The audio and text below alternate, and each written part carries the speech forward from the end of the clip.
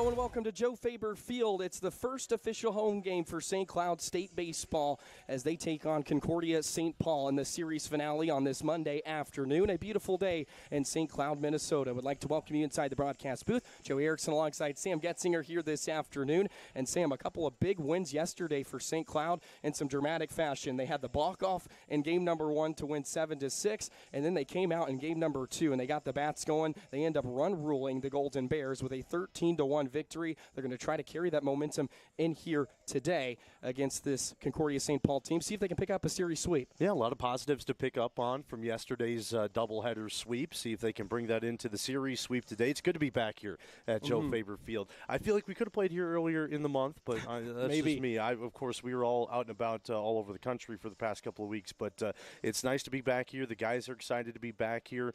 Faber's looking in pretty solid condition for the winter that we just had. So it's real nice to be here, and I think we're set for a good game today. You got two teams that are middle of the pack in the NSIC right now. St. Cloud kind of that upper middle of the pack and looking to bust into the top 3, which they're getting closer and closer to doing so. But it's going to start with another good game against CSP today, and we're hoping it's like game 2 yesterday.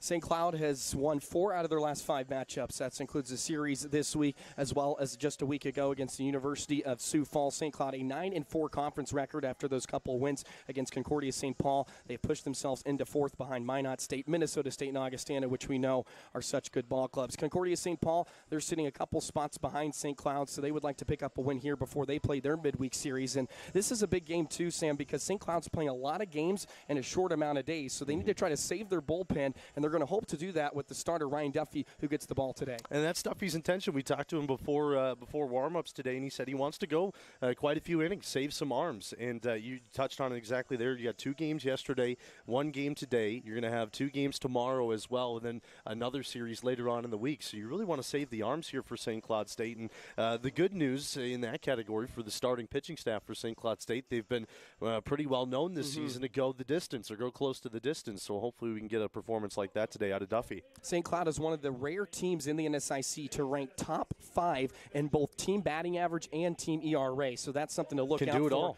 Yeah, they can do it. They can do it all, that's for sure. And Concordia St. Paul, they're kind of in that conversation, but their team batting average is ranks about middle of the pack. So they're going to need to get their bats going against a very good lefty and Ryan Duffy this afternoon. Let's go ahead and hear from head coach Pat Dolan before today's game as well, before he gets you starting lineups. And first pitch is just right around the corner at Joe Faber Field.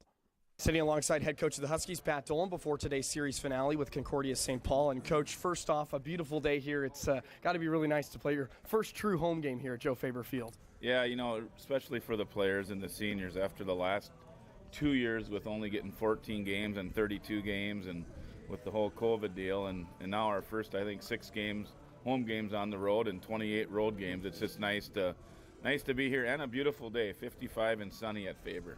Let's talk about a little bit about yesterday's game, especially game 1 more specifically, because it seemed like when things weren't really going your guys' way, you were able to pull together and pull the comeback out. What was kind of the message to the team in game 1 specifically? Well, I think the message today and yesterday in every game is every pitch of every inning of every game, and that's a good team over there, and they had a chance to put us away there when they were up 5-1, and they had runners in scoring position, and we found a way to keep us in the ball game. Riley competed.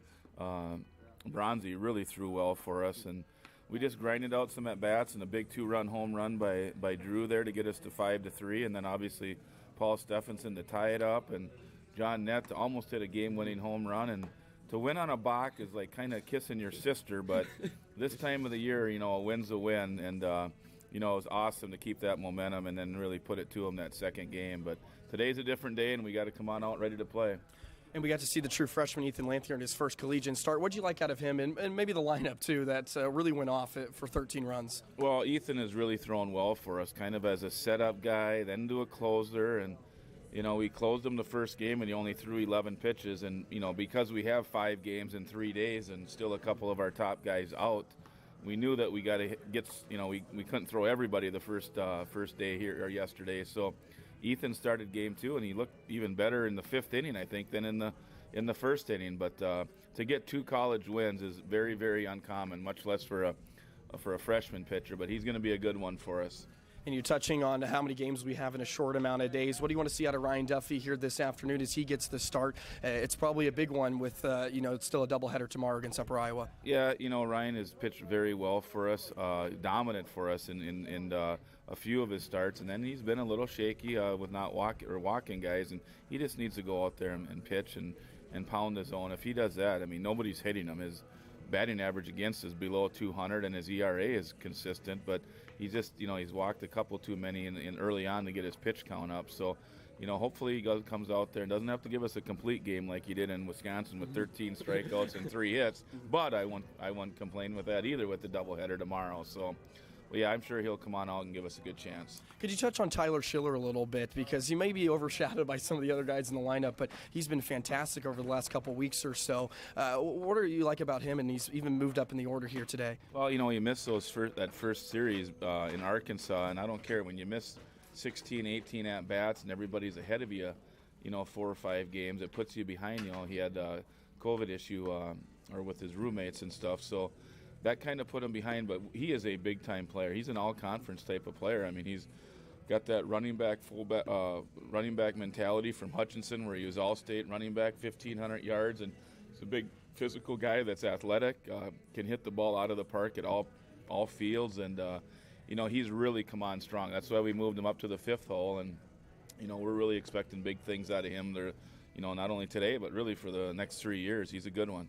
One more for you, a couple keys to pick up the series sweep today against CSP. Well, not rocket science, but Ryan hopefully will go out there and pound the zone. If he pounds the zone, we're going to be in good shape because he's got good stuff. 88 to 90 and Northwoods League All-Star, played for the Gophers for 4 years. And if he pounds the zone, I think we're going to have a good chance. And, obviously if we hit like we did that second game, it's going to be a fun game getting a lot of guys in. But this is the new day, and we got to learn from that week in Sioux Falls where we hammered the Sioux Falls, a good Sioux Falls team, the first 2 games. And the third game, we had a 6-1 lead and ended up losing 11-9. So baseball's not an easy game to play. You got to stay hungry and humble. And, I think our guys know, where we're at in the conference right now, that, you just can't let games slip if you want to finish at the top of conference at the end of the year. Thanks, Coach. Good luck today. All right. Thanks, Joey. Malik clubs one into center. Wenzel going back, turns, still going, bombs away! It's Malik's second home run of the game. Man, that Huskies baseball coverage sounds really good, but I don't know where I can find any more. Colin, you seriously don't know where to get your Huskies baseball coverage? No, I don't, Drew, but do you know? I could tell you, but let's let Lenny do it. Hey, this is Lenny Walker, junior outfielder for St. Cloud State Baseball, and you're listening to the home of the Huskies, the KVSC Sports Stream.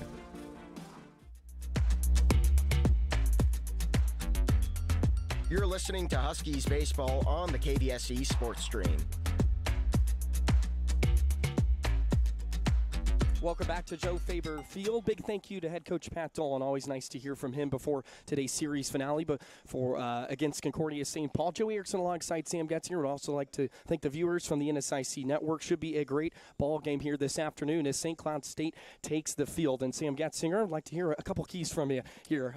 We heard from Coach Pat Dolan, but everybody wants to hear yours first. Well, I'd stick to whatever Coach is going to say over what I'm going to say. But we talked about it earlier in the pregame. Would like to see Duffy go quite a few innings today. Eat that up, save the arms.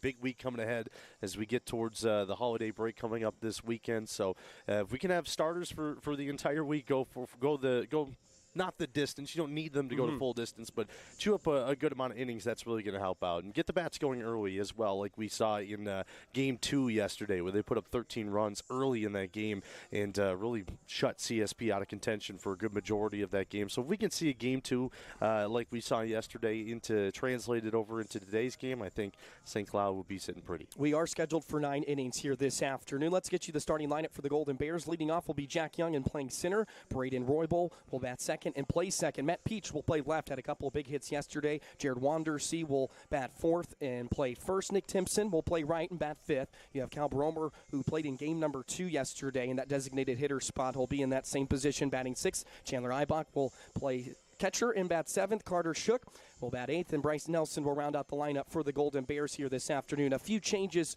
for CSP, but we'll see how they fare. Jack Young was the big bat yesterday. Led off Game 1 with a home run in the top of the first inning, and he really got CSP going. But after that, St. Cloud was able to chip away in Game 1 and get a win. Well, Ryan Duffy is on the mound for his 7th start of the season, a 3.37 ERA, 2-3 on the year. And Sam, what's a little bit more about his repertoire? Well, Duffy, the redshirt senior, South St. Paul, Minnesota, transfer from the University of Minnesota here in his first year with St. Cloud State. Left-hander on the mound, kind of a sidearm angle on the action when he's going to come towards the plate. We're talking to him before the game. He said he's going to feature a two-seam fastball today that has some natural sink on it. That's going to sit around 88, 91. He was happy with the sink that he had in Brandon, South Dakota, but a good part of that was the wind. We're also going to see a slider coming in. That's one of his main get-out pitches. Looks like Young's going to show bunt for the first pitch. Bolson's going to have to come out of his crouch and make a strong throw over to first just in time to get the speedy Jack Young. Really nice play there from Drew Bolson as Young tried to get aboard with the bunt single, but a good play, and now there's one away. But to wrap up the thought on Duffy, and my favorite one on his repertoire, a Vulcan change is what he's going to put into play today. I also told him to mix in a 12-6 curveball. So if we see a breaking curveball in there today, it's for us. Awesome. Well, the first pitch, and he got one out. It's a beautiful day here in St. Cloud. Sun is shining. The wind is blowing out towards right field, so we might see a couple long balls. Saw a lot of that yesterday at the University of Northwestern. It was another site reversal game, and the wind was definitely blowing out. There was, I think, a combined 6 home runs between the two teams, a couple from Drew Bolson, as well as Sam Riola, which he does so well, leading the NSIC in that category as Duffy comes back with the slider there for a strike, making a 1-1 strike count. Here's Braden Roybal, the second baseman. Has a .283 average entering today's game, starting in game number 22. Duffy working out of the stretch, picks up the right leg, comes home. Another breaking ball in there for a strike, and he's way ahead. Well, the confines, if you're not familiar with it, here at Joe Faber Field, the rock pile, 325 to left and to right field. It's 401 to the left center alley and 375 to deep right. As Roybal checks his swing, they check down. He did not go, so he'll live to see another pitch. And we'll mention it right now just because it's going to be mentioned eventually. Yes. Veterans Memorial Golf Course is over the field. We got some golfers on it right now. I'm going to probably be watching them while they meander their way through left field. Here's the 2-2. That one's a little low, and that'll run the count full. Figured we just mention that and get it out of the way. For our fans on the NSIC network, there's a scoreboard out there left center field. Joey hit a golf ball off of that once. There's a tee box right behind it. Thanks. It was a good shank. Yeah. Well, Duffy trying not to shank this 3-2, and that one missed upstairs. Make it ball 4, and CSP has the first base runner of the afternoon. It's okay. Sets up the double play for Duffy. Huskies turned a couple of double plays yesterday. CSP got a lot of big double plays. There was one with bases loaded to end the inning, and that was in game number 1. And St. Cloud was fortunate enough not to waste that opportunity. The Huskies have turned 12 double plays as a team this season. They're a pretty good fielding team, 970. They rank in the top 5 in fielding percentage as well. They struggled at the beginning of the year as this one goes off a foot. I think it went off of the umpire, and Roybal will take second. He'll take a big turn around and stay put. So the wild pitch there from Duffy allows Roybal to advance 90 feet, and he's in scoring position. Well, it takes away the double play. I thought that one may have ran in and hit him in the leg, but there was not enough reaction there. It did take a weird carom off of some sort of part towards the backstop here, but now Duffy's got to work himself out of here with just one out in the first. The 1-0. That one's on the inside part of the plate for a ball. Here's Matt Peach, the left fielder, batting third here this afternoon. Played in a couple games yesterday as well. Trying to drive in the first run of the ball game. Concordia St. Paul in the all-grays today. Duffy with a long hold, the belt high set. Here's the 1-0. Actually, we'll turn around and check on Roybal over at second, who scampers back. Nobody was holding him on. Peach, 247 average. He started in all 28 games. The senior from Fargo, North Dakota, was 2 for 5 in yesterday's 2 games. Now the 2-0. Peach swing and a miss. There's strike 1. As Duffy trying to get back into this count. Defensively for St. Cloud, left to right in the outfield, Schiller, Net, and Steffensen up the middle. Max Gam and Sam Riola on the corners. You'll see Tate Wallet and Ethan DeVragel. And the battery is Duffy, and Bolson will play behind the plate. Pretty similar defensive alignment we've seen throughout the season. 2-1, there's a good breaking ball. Backdoor slider in there for a strike. So Duffy makes it a 2-2 count. One away here in the top of the first inning. Concordia St. Paul scored in inning number 1 yesterday in game 1. But we're only able to pick up 1 run in game number 2 as St. Cloud put a beat down on the Golden Bears. 13-1 victory in 7 innings. The 2-2 from Duffy. Swung out and missed, strike 3. There's the first K of the day for Duffy. And there's the second out of the inning. Great at-bat for Ryan Duffy on the mound. He really hammered the inside of the zone, making Peach try to turn on a couple of pitches inside, and that resulted to a lot of swings and misses in that at-bat. Now with 2 outs here, got a really good bat up at the plate in Wandersea for Concordia St. Paul, so this is a big test to get out of here in the top of the first. He was 2 for 5 yesterday to pick up a run and a double, hitting from the right side. Here's the first pitch from Duffy, trying to paint the outside corner with the fastball. He missed away. Well, even when Duffy's missing here in the first couple of batters, they're tight misses, and that's what we heard head coach Pat Dolan talk about in the pregame interview. If Duffy can pound the zone, they'll be doing pretty well. And so far he's done that, just hasn't been able to get a couple calls here and there. Roybal over at second base after a 1-out walk. Advanced on the wild pitch to second. Riola holding him on, so Duffy will step off and reset. 1 ball, no strikes the count. Wandersea at the plate. Been very productive. 17 RBIs on the season for the first baseman. 1 out. Thought about pulling the trigger. Fortunate he didn't. It was low for a ball. 2 balls and no strikes the count. Duffy leans in, gets his sign from Bolson. He nods in agreement. Now will come set. The belt high hold. Takes a look at Roybal. Big lead over there at second base. Picks up the lag and will go home. That one's inside. I think it hit him. Actually goes all the way to the backstop. Looked like it deflected at the plate there, did it not? I thought so, too. That's almost similar to what we saw earlier in the inning, too. So if that is counted as it should be, I believe that's a second wild pitch of the inning. So leadoff, or the game's first run scored was about 30 or 90 feet away at third base. So 3-0 count, I probably wouldn't be the worst thing to just, walk him here and then try to reset. Mm-hmm. Nick Timpson is on deck for Concordia St. Paul if Wandersea's able to extend the inning. 2 away here in the top of the first, but Roybal's over at third now. A couple wild pitches from Duffy, and we've seen that a little bit throughout the season. He can be shaky at times. Here's the 3-0. See if Wandersea has the green light, not on the high and away fastball. That's ball 4, so the second walk of the inning. And this was his issue in his last start against Sioux Falls as well, Sam, where he had 5 walks, but he did pick up 6 Ks. But if you can limit some of those free bases, your start's going to look a lot better. Right, he didn't give up a hit in that last start against Sioux Falls, too. But we do want to mention that wind was blowing about 40 miles an hour coming in from every single direction. So that was tough conditions to pitch in. And he really wants to have a better bounce-back performance today. That's something he really emphasized when we conversated with him earlier today. But on paper, that start in Sioux Falls didn't look like the worst thing. But if you were in attendance and watching that, you could tell he was struggling a little bit. So it could be a big final out here. If he can get no runs on the board here in the first inning, I'm sure his confidence will boost up. There's the backdoor breaking ball, missed a little low. Make it 2 balls and no strikes to count. Nick Timpson trying to drive in the first run of the game, and Duffy has struggled a little bit here early to get ahead of hitters. Runners on the corners now. Long hold for Duffy. Here's the 2-0. Timpson skies this one into right field. Should be playable for Paul Steffensen as he drifts over to his left. He'll camp under it, make the catch, and there's the third out of the inning. So Duffy in a little bit of a jam, but he's able to get out of it. We're tied at 0 heading to the bottom of the first. Huskies come to the plate for the first time on the KVSC Sports Stream and the NSIC Network. This is the sound of a flat-screen television hurled off a building. Now the new bike your kid wants. These are the things you could have, all cast into oblivion.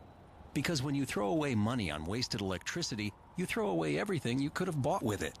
Use Energy Star light bulbs and appliances, and you could save hundreds of dollars a year. Saving energy saves you money. Learn more at EnergySavers.gov.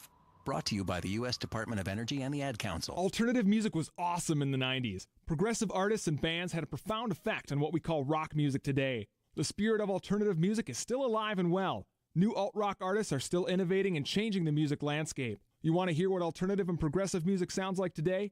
Check out our sister station, KVSC, at 88.1 FM. You can hear the latest in progressive rock, punk, hip-hop, blues, and even folk and bluegrass music. KVSC 88.1 FM, your sound alternative. You're listening to St. Cloud State Baseball on the KVSC Sports Stream. Huskies coming to the plate for the first time on the KVSC Sports Stream and the NSIC Network. Joey Erickson alongside Sam Getzinger this afternoon for the series finale between Concordia St. Paul and St. Cloud State. Nothing going in the top of the first for the Golden Bears. Let's get you the starting lineup for SCSU. Pretty similar to what we've seen throughout the season. Sam John Nett will lead things off, play center. Tate Wallet will bat second. Sam Riola right behind him. Batting cleanup, Paul Steffensen will play right. Tyler Schiller will play left. Got him bumped up a couple of spots. Drew Bolson will bat sixth and play catcher. You have Ethan Navrajal in the seventh spot. Cameron Vollmer will be the designated hitter, and then Max Gam to round out the lineup against this Concordia St. Paul team. And on the mound today for Concordia St. Paul, it's going to be Corey Dahlberg. 5.32 ERA, just a freshman from Farmington, Minnesota, and he's had a lot of starts this season for the Golden Bears. He's making his sixth of the year, so we'll see how he fares here this afternoon against a St. Cloud team that's put up a lot of runs recently. Yeah. They're averaging about 8 runs a game here in the last 6. Right, so you got a freshman coming in from Farmington that's going to have to go up against a very hot lineup right now, and it's not an easy start with John Nett and the string of games he's had in the past couple of weeks, going into the past couple of months. We'll talk about that in a little bit. But what's interesting with Dahlberg on the mound, he's been forced to go quite a few innings in the starts he does put up. 5.1, 5 innings, 5 1/3, 5 1/3. Does give up quite a few hits. That's the knock on him, but he also does pick up a fair amount of strikeouts as well. So we'll see what he does today against a lineup that is feeling pretty good with the bat in their hands. Here's the first pitch, and that's in there for a strike to John Nett. He's just been fantastic as of late. A 9-game hitting streak. So I'll try to extend that here this afternoon. Was really good in yesterday's games against the Golden Bears. 4 for 8 as the 0-1. That one misses outside. 2 runs, a double, 3 RBIs, and a stolen base for Nett. Does everything you want out of a leadoff hitter and almost won the game on a walk-off home run in game number 1, but hit off the tall fence there at the University of Northwestern. Has put that average up to 351 entering today's game. Well, you can already tell 3 pitches in with Dahlberg, the arm angle that he comes in these right-handed batters is probably going to give right-handed batters a tough day today, because it looks like this ball is starting, or the pitch is starting from behind the right-handed batters and then sweeping in. Yeah, it's a little lower than 3/4, I would say. Maybe he'll drop it down a little more. We'll see if he changes his arm angle a couple times. Huskies wearing the red tops here this afternoon with the white lettering. Huskies across the chest. Have the white pants on, and Nett always rocks the high pants with the black socks showing a great look. Here's the 2-2. Nett hits this one on the ground. It's going to be Shook over there at shortstop. Will throw across the diamond, and there's out number 1. Haven't played on a lot of all-natural fields here, so balls through the infield, not going to roll as fast as the turf does. What was the field yesterday? I wasn't able to go out there. Was it all artificial? Really? Everything was, yeah. Down there in Northwestern. Yep. Interesting. And we were in Brandon, South Dakota.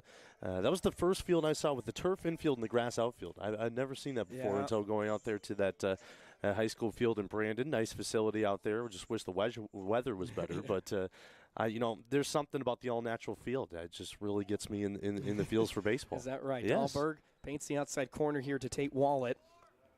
Wallet playing third base here this afternoon. Has reached a board in every game this season except 1. Dahlberg just misses there. Make it 1 ball and 1 strike. The native of Federal Way, Washington, has found a home in that 2 spot for head coach Pat Dolan. Went to Everett College before making his way to St. Cloud. 1-1 from Dahlberg. That one's a little low. One of the many pipelines from the West Coast here to St. Cloud. And Wallet just complements a great 1-2 punch at the top of the order here for St. Cloud. Sam Riola will be on deck waiting for his first opportunity. And make it a 1-2-3 punch then. Absolutely, with the way he swings the bat. 2-1.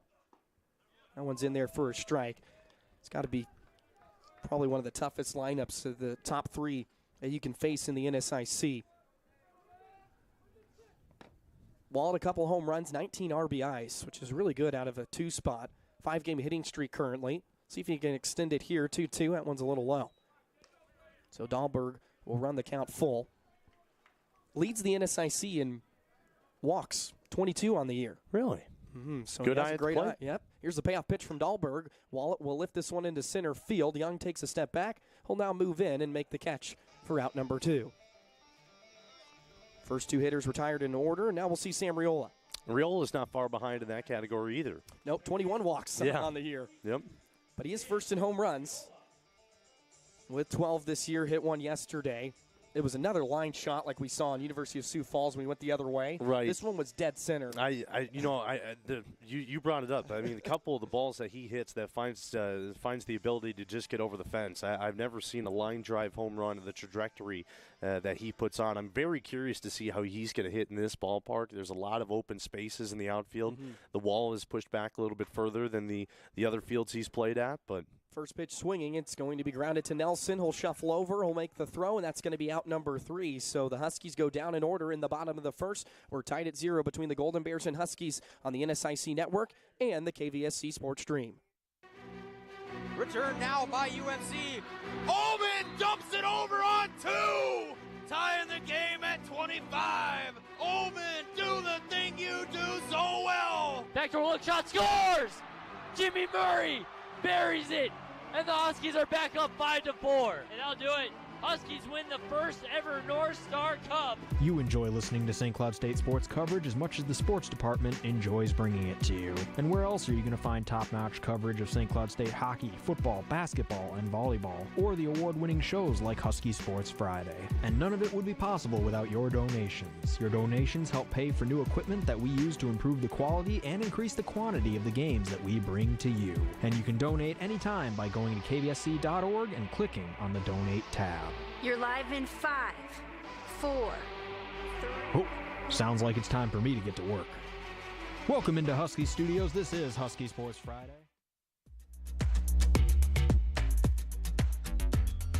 You're listening to Huskies baseball on the KVSC Sports Stream.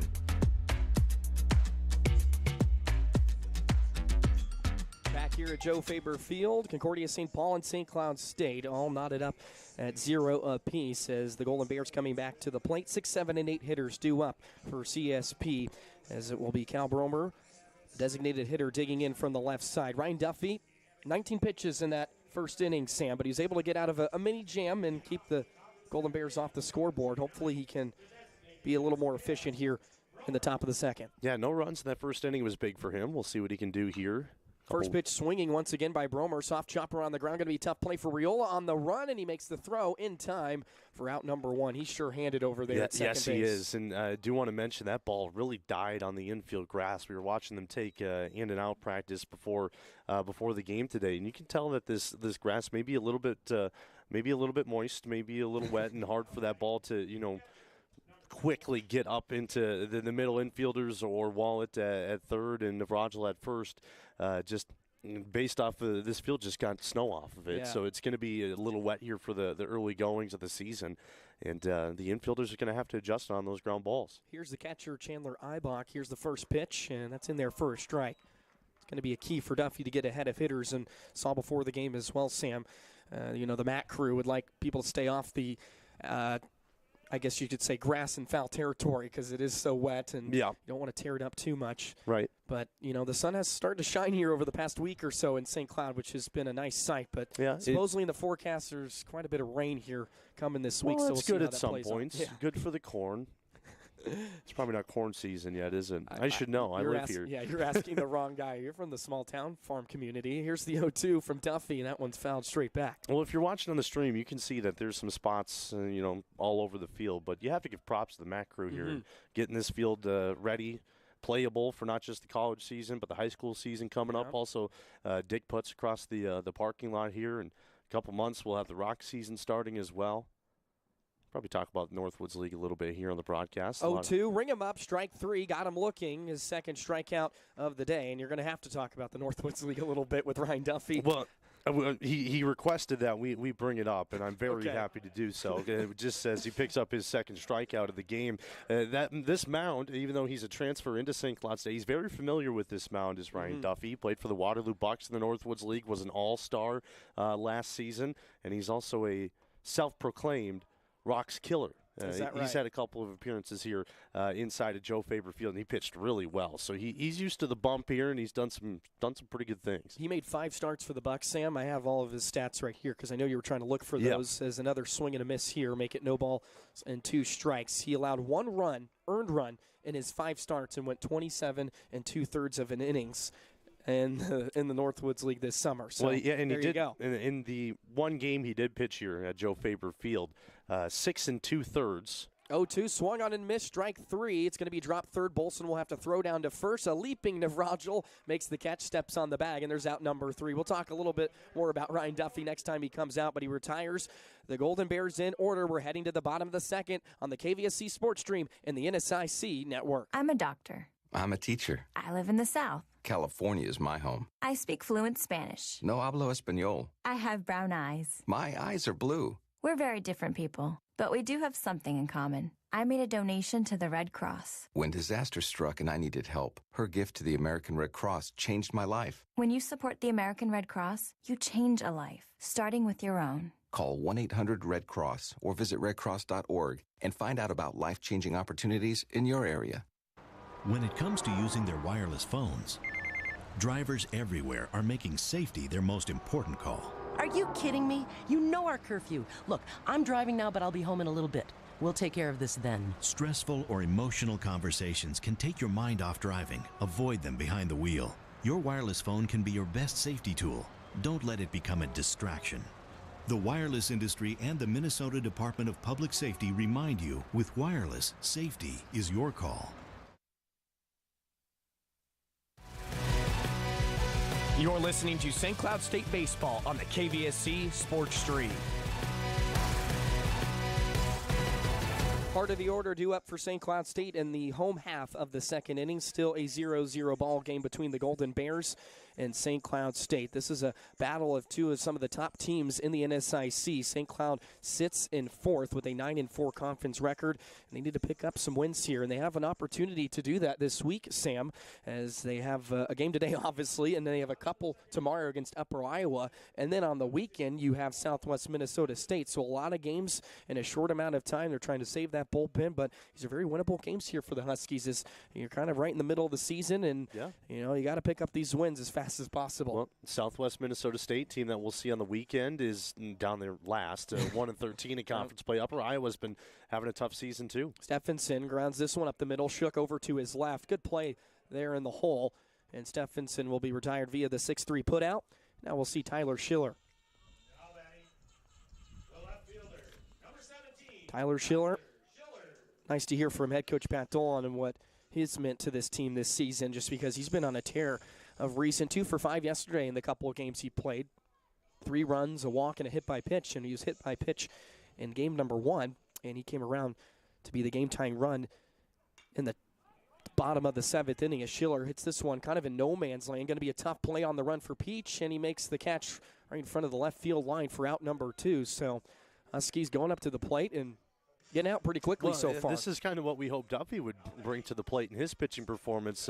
1 pitch, 1 out. And Dahlberg, the freshman, has been having a couple of quick innings as opposed to St. Cloud State in the field. Now we'll see if Bolson could change that. And Bolson had a day yesterday, so we'll see if he can carry that over. Bolson has been hitting the ball extremely hard in recent weeks, and he's gotten rewarded finally yesterday with a couple of home runs. One was a 2-run home run to cut the lead to 5-3 in game 1, and then a 3-run blast to cap off a 9-run second inning as Bolson hits this one deep into left field. Get up and get out of here. That ball's gone right on cue. Drew Bolson, a solo shot to left, gives the Huskies a 1-0 lead.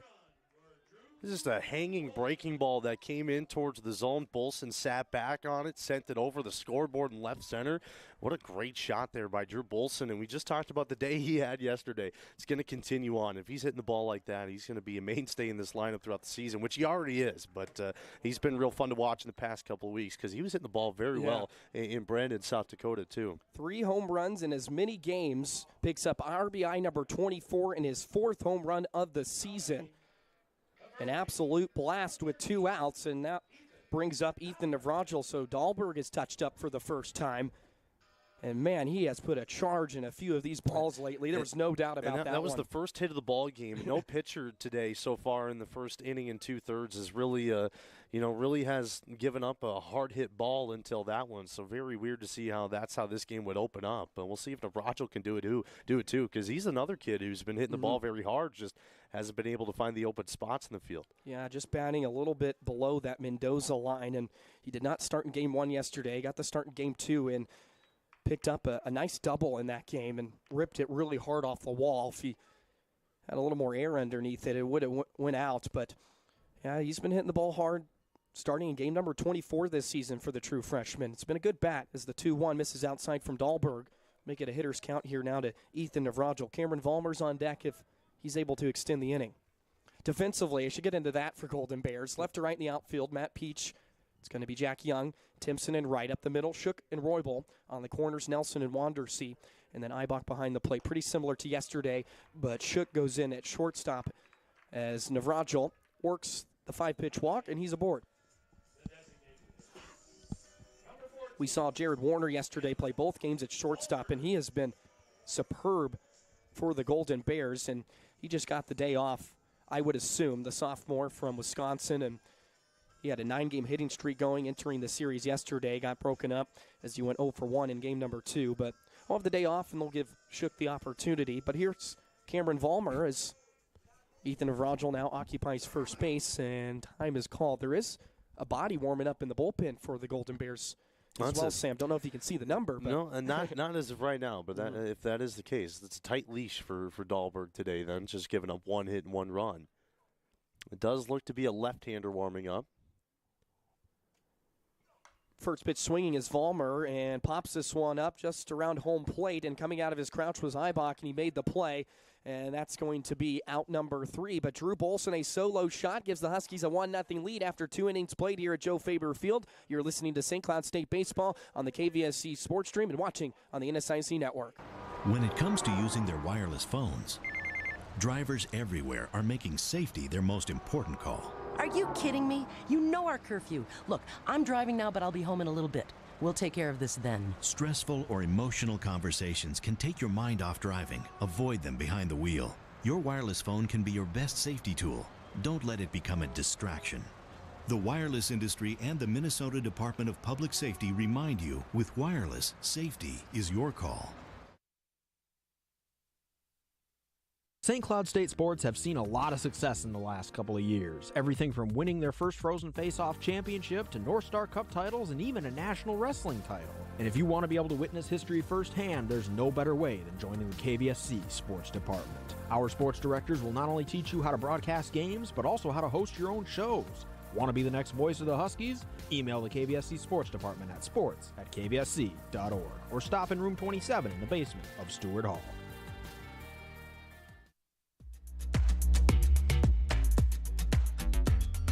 You're listening to Huskies baseball on the KVSC Sports Stream.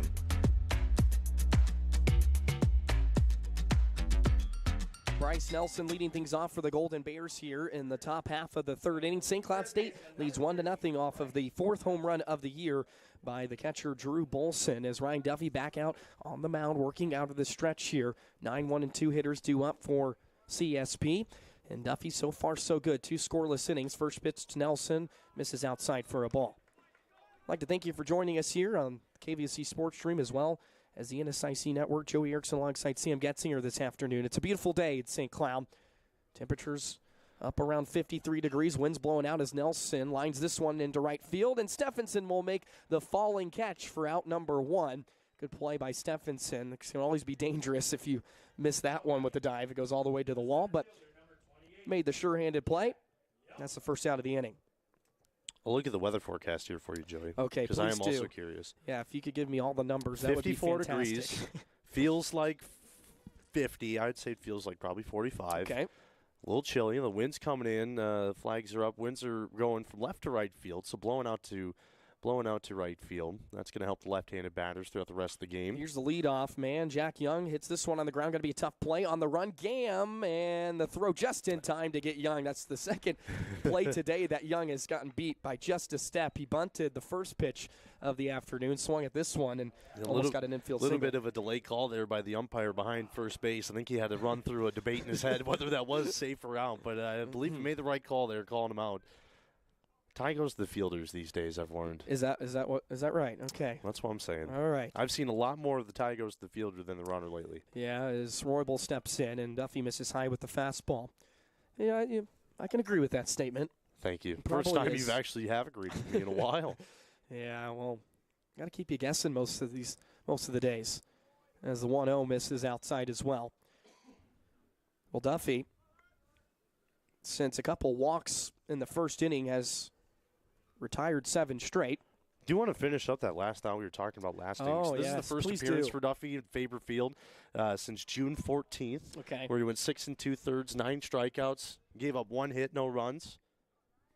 5 walks in that game, though. And he had 5 walks last game in Brandon against Sioux Falls and 6 strikeouts. So 2-1, and that missed a little low. With Duffy on the mound, you're going to see a lot of strikeouts, but you're going to see a base on balls, too.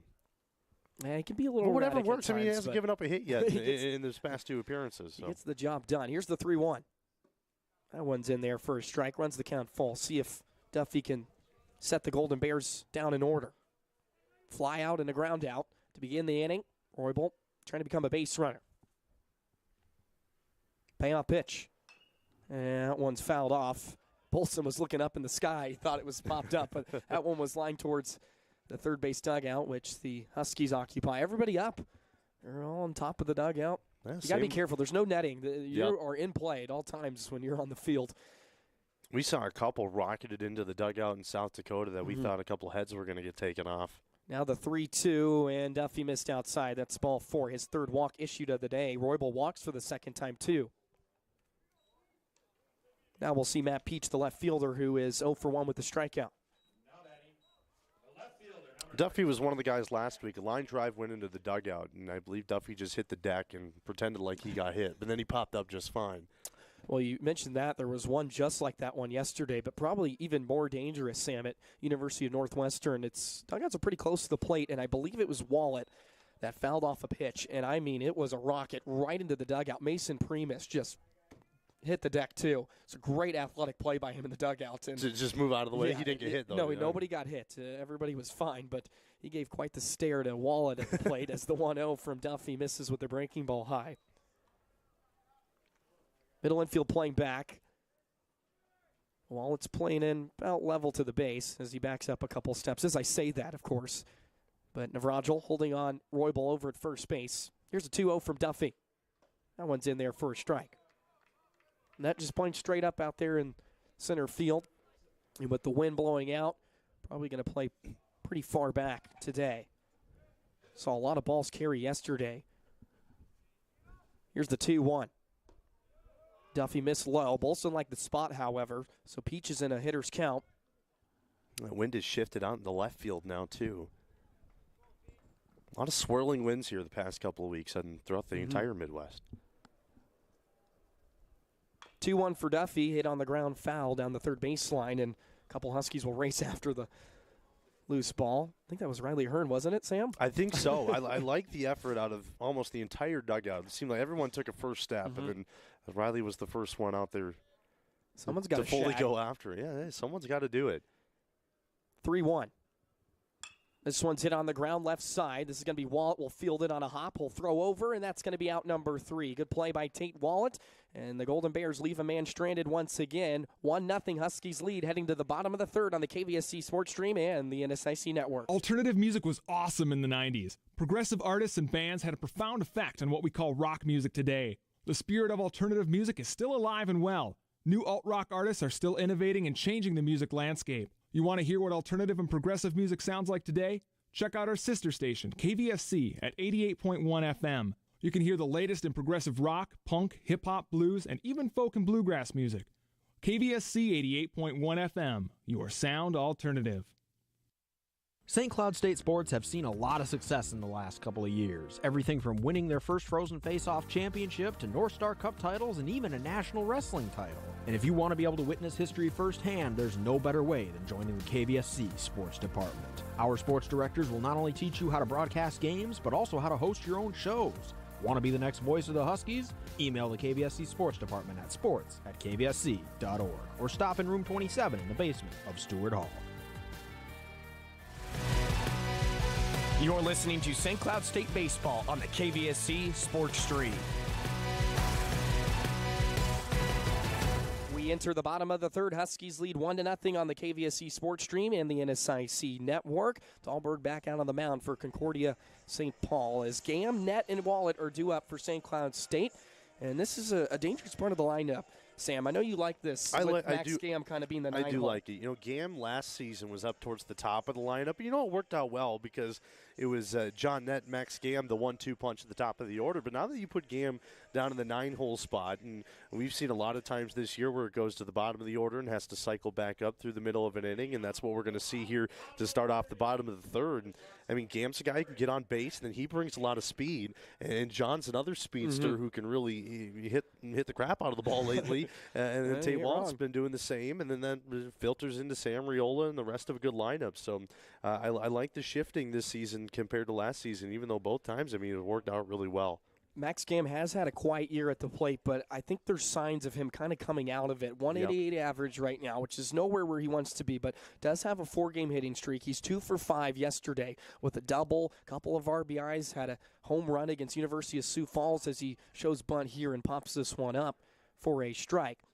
So maybe that's there's another thing that Gam brings to the table, too. He can lead off an inning with a bunt just to try to get on base and get the defense moving a little bit. But you talked about that home run he hit in Sioux Falls. It was to the opposite field and right field. Threw his hands up in the air before the ball was even halfway to the fence. And he's been a fun player to watch. Good infielder, too. I mean, he's a glove that you can't take out of the lineup at that shortstop position. Yeah, we've seen him be kind of moved in and out of lineup with the true freshman Sawyer Smith as well. As the 1-1, this one will get down the third baseline. Will it stay fair? It will not, and Nelson picks it up. That was almost perfect. It's a great bunt right away. Just, the difference between the dirt and the grass. It rides the line, it'll roll off foul. And good job by the third baseman and Nelson to just let that one go a little bit. Well, Dahlberg in his last couple starts has gone 5 1/3 innings. Has gotten hit around a couple times. Southwest Minnesota State was able to pick up 8 hits and 3 runs. Dahlberg, a season-high 8 strikeouts in his start against Minnesota Crookston. So, Crookston's a good team, too. Yeah. In his last 4 starts, he's gone 5 innings. So he's been very reliable as a freshman for the CSB squad. As the 1-2 chopped on the ground, Dahlberg will stab it, and we'll make the flip over to first for out number 1. So a good at-bat there by Cam. Maybe a little unfortunate. And yesterday, if he made that bunt like he did here, it would have been a fair ball with the turf field. In the turf field, absolutely. Yeah, it would have been a base hit, no doubt. Huskies turn the lineup over for the first time. Here's John Nett. He's 0 for 1, grounded out to Shook over there at shortstop, his first time up. But Nett, I would like to mention, too, in this 9-game hitting streak that he's had as he fouls off the first pitch, you would not believe the numbers. In this stretch, 19 for 37. Not too bad. Is that including the at-bat today, though? That is not, so make it 19 for 38. All right, still not bad. Yeah, 10 multi-hit games this season, and was 4 for 8 in yesterday's ball games as the 0-1, and it looked like Dahlberg really dropped down low there for that breaking ball, missed way outside. You're going to make me do math. Is 19 plus 19 38? You would be correct on that assessment, double check I believe. Just to be safe, because our math is bad. I haven't taken a math class since freshman year. Here's the 0-1. I haven't taken one in the past 4 years. I took a stats class freshman year. It was the only one I took, so I got out of that. Obviously didn't do our job well enough. We can't do 19 times 2. But obviously. So batting .500 entering this at-bat in the last stretch. That was the first-team All-NSIC selection last year as he hits this one foul as well. Only 1 hit, but did a lot of damage. The home run from Drew Bolson. That gives the Huskies a 1-0 lead. And that was also a little bit of a high school superstar. Yeah, remember that? Let's get into that one a little bit. We can talk about how Duffy and his high school fame when he comes back out of the mound. But John was quite the high school athlete back in the day too. He was he batted .500 throughout his high school career. First of all, wow, not too shabby. But he was a high school running back too, and he was a second string for a while at Kimberly High School in Wisconsin. And the guy ahead of him actually played D1 at North Dakota State. But I want to say John rushed for close to 2,000 yards. As the payoff pitch from Dahlberg misses down low, so Nett will be aboard via the walk and see if St. Cloud can get something going here with 1 out in the bottom of the 3rd inning. But I think you're pretty close on that assessment, I want to say it was 2,000 yards. I can't remember if it was career or season. He had quite a few touchdowns. But when you talked to Coach Dolan before the game, he talked about Tyler Schiller's that running back mentality. So Schiller, we'll talk about Hutchinson and their football history when he gets up to the plate. But John Nett's a guy at first base right now who's quite the running back mentality too.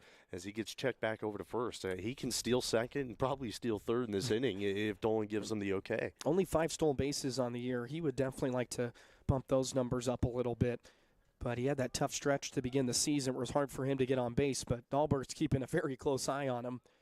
I love Nets high school mascot, too, the Papermakers.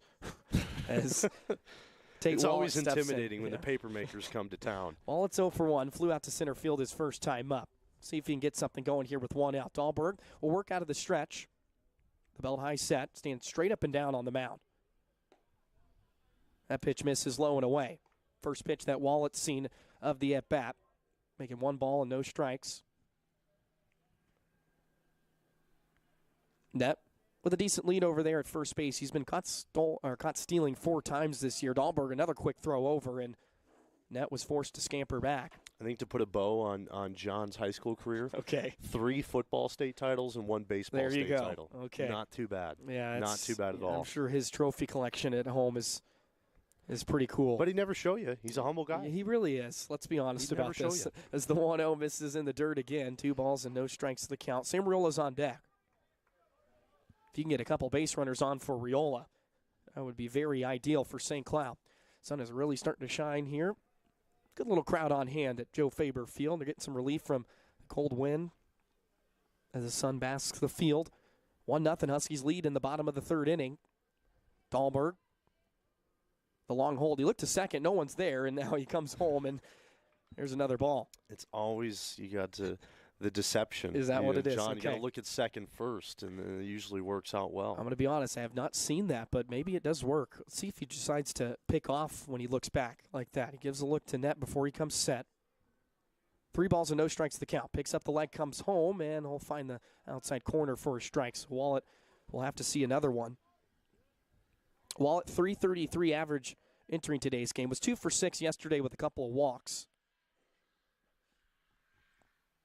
Has started in all 28 games this season, and he's played every game at third base.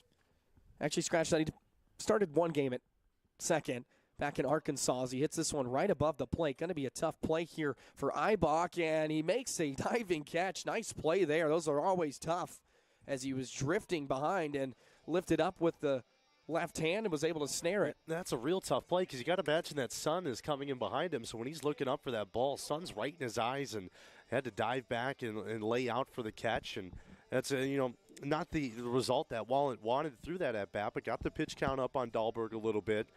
So with 1 runner on, Sam Riola coming up. First game here at Joe Faber Field. Imagine he wants to send one over the fence like Bolson did earlier. He grounded out his first time up to third base.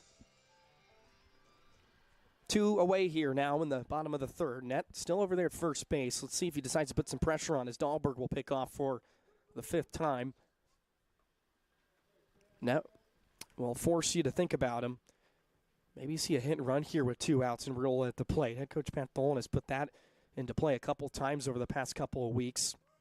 As Wandersea holds him on, Net with a modest lead. Here's the first pitch to Riola. He's swinging and came up with nothing. That'll be strike 1 to begin this at bat. Sam Riola, he's been around the country and just been around every level of collegiate baseball. Went to Bethel, then Iowa Western Community College, which is fantastic. Was also at the Division I level with Louisiana Lafayette before coming back here to his home state of Minnesota. Went to Blaine High School, and we're happy to have him, obviously, with the incredible season he's putting together right now. 29 runs batted in. Just very productive, and a field umpire wants to have a conversation with Dahlberg. We don't want to see another balk. Yeah. Gotta be careful. Let's make sure we get the fundamentals down here. Sometimes you forget, right? Those easy ones. Oh, I used to balk all the time. I'm sure you did. It wasn't even a question. I'm sure you did. Especially when you got a runner on and you're trying to pick off every other throw. You got everything going a mile a minute. I bet. And yeah, the balks were a common thing. No balls and 1 strike to Riola. Dahlberg will come home, and Riola takes a hack at it, but fouls it straight back. So he's down in the count now. No balls and 2 strikes, trying to extend the inning for Paul Steffensen, who's on deck. I'm hearing that Sam Riola might start tomorrow in one of the games against Upper Iowa. We saw a little taste of him against the University of Sioux Falls, and he was pumping. Electric. He was pumping. In his 3 hitters that he faced, he put them down in order, the Cougars. So might get to see him start as Net takes off on the 0-2. Here's the throw down to second. Net gets his hand in there, but the tag got him right before. Nets caught stealing for the 5th time this season, and that'll be the 3rd out of the inning. Huskies still lead 1-0 as we head to the 4th on the KVSC Sports Stream and the NSIC Network. Malik clubs one into center. Wenzel going back, turns, still going, bombs away! It's Malik's 2nd home run of the game. Man, that Huskies baseball coverage sounds really good, but I don't know where I can find any more. Colin, you seriously don't know where to get your Huskies baseball coverage? No, I don't, Drew, but do you know? You know, I could tell you, but let's let Lenny do it. Hey, this is Lenny Walker, junior outfielder for St. Cloud State Baseball, and you're listening to the home of the Huskies, the KVSC Sports Stream. Alternative music was awesome in the 90s. Progressive artists and bands had a profound effect on what we call rock music today. The spirit of alternative music is still alive and well. New alt-rock artists are still innovating and changing the music landscape. You want to hear what alternative and progressive music sounds like today? Check out our sister station, KVSC, at 88.1 FM. You can hear the latest in progressive rock, punk, hip-hop, blues, and even folk and bluegrass music. KVSC 88.1 FM, your sound alternative. I'm a doctor. I'm a teacher. I live in the South. California is my home. I speak fluent Spanish. No hablo español. I have brown eyes. My eyes are blue. We're very different people, but we do have something in common. I made a donation to the Red Cross. When disaster struck and I needed help, her gift to the American Red Cross changed my life. When you support the American Red Cross, you change a life, starting with your own. Call 1-800-RED-CROSS or visit redcross.org and find out about life-changing opportunities in your area. You're listening to St. Cloud State Baseball on the KVSC Sports Stream. Part of the order due up for CSP here in the away half of the 4th inning. Huskies lead 1-0, a third of a way through this ball game as Duffy gets a swinging strike to begin the at-bat to Jared Wandersee, who is 0 for 0 with a walk. He walked his first time up back in the 1st inning, but he was stranded there as Duffy has pitched 3 straight scoreless innings, and he comes back with a fastball here for strike 2 as well, as the clouds are kind of rolling in here, providing some coverage of the sun. So now it's an overcast day. What kind of change as we go throughout this one? No balls and 2 strikes. Here's Duffy with the 0-2, and that one missed a little inside with the slider. Have you seen the Vulcan change yet, Sam? Honestly, I've been trying to find this 12-6 curveball that he promised he was going to throw at some point. But hey, the off-speed's been there for Duffy. This slider's got a lot of movement on it today. 1-2. There was the 2-seam fastball. Tried to pound the inside part of the plate, and Wandersee watched it for ball 2, so it evens the count up. Well, to be honest, Vulcan change was the last thing I thought he was going to spew out of his mouth, talking about his repertoire. 2-2. That one's upstairs. Oh, got a piece of the home plate umpire as well. Well, Duffy has retired all 3 leadoff hitters in the first 3 innings, which is a good sign. Usually when you get that first out of an inning, it really takes the pressure off. But Concordia St. Paul has had 3 base runners on the day. They've all been stranded, obviously, with Huskies leading 1-0. Just 1 hit throughout the first 3 innings, and that was a Drew Bolson solo shot. Now the 3-2. That one's outside, and Wandersee walks for the 2nd time today. Probably not the worst thing to have happen. Wandersee, a good bat, leads the team in batting average this season.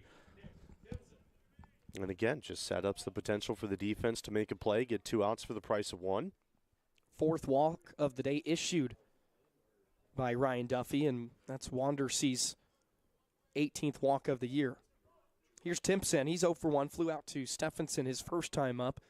And there in right field, see if Huskies can turn a double play right here. First pitch to Timpson from Duffy. He shows bunt, and he offered. That'll be strike 1. As a team, the Golden Bears hit .271, which ranks 8th in the NSIC.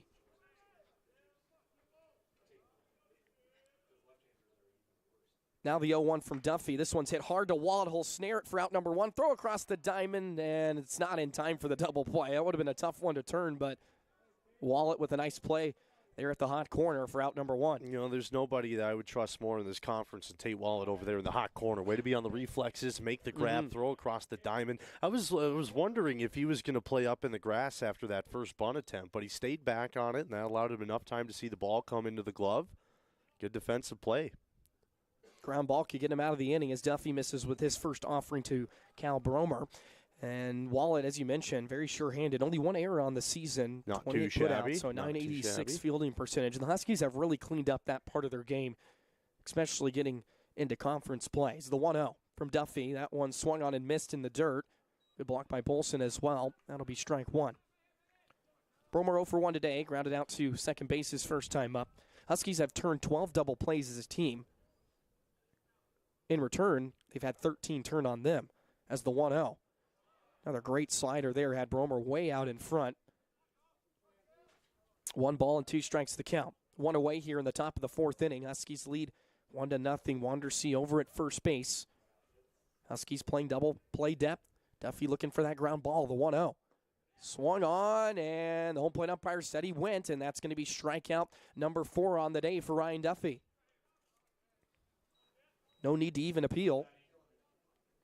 And now Duffy's 1 out away from getting out of the inning after issuing the leadoff walk. Yeah, that one was pretty clear. And right now we're having another Duffy-like performance. He's pitch counts may be a little high, but he's got quite a few strikeouts in 4 in the top of the 4th here. But he also has a couple base on balls too with 4 as well. But the one thing that really sticks out: no hits, no runs so far. And that's almost cookie cutter to what we saw in his last outing. Well, you can get some free bases if you're gonna give It's up no hits, right? It's not the prettiest performances out of Duffy, but it works every time.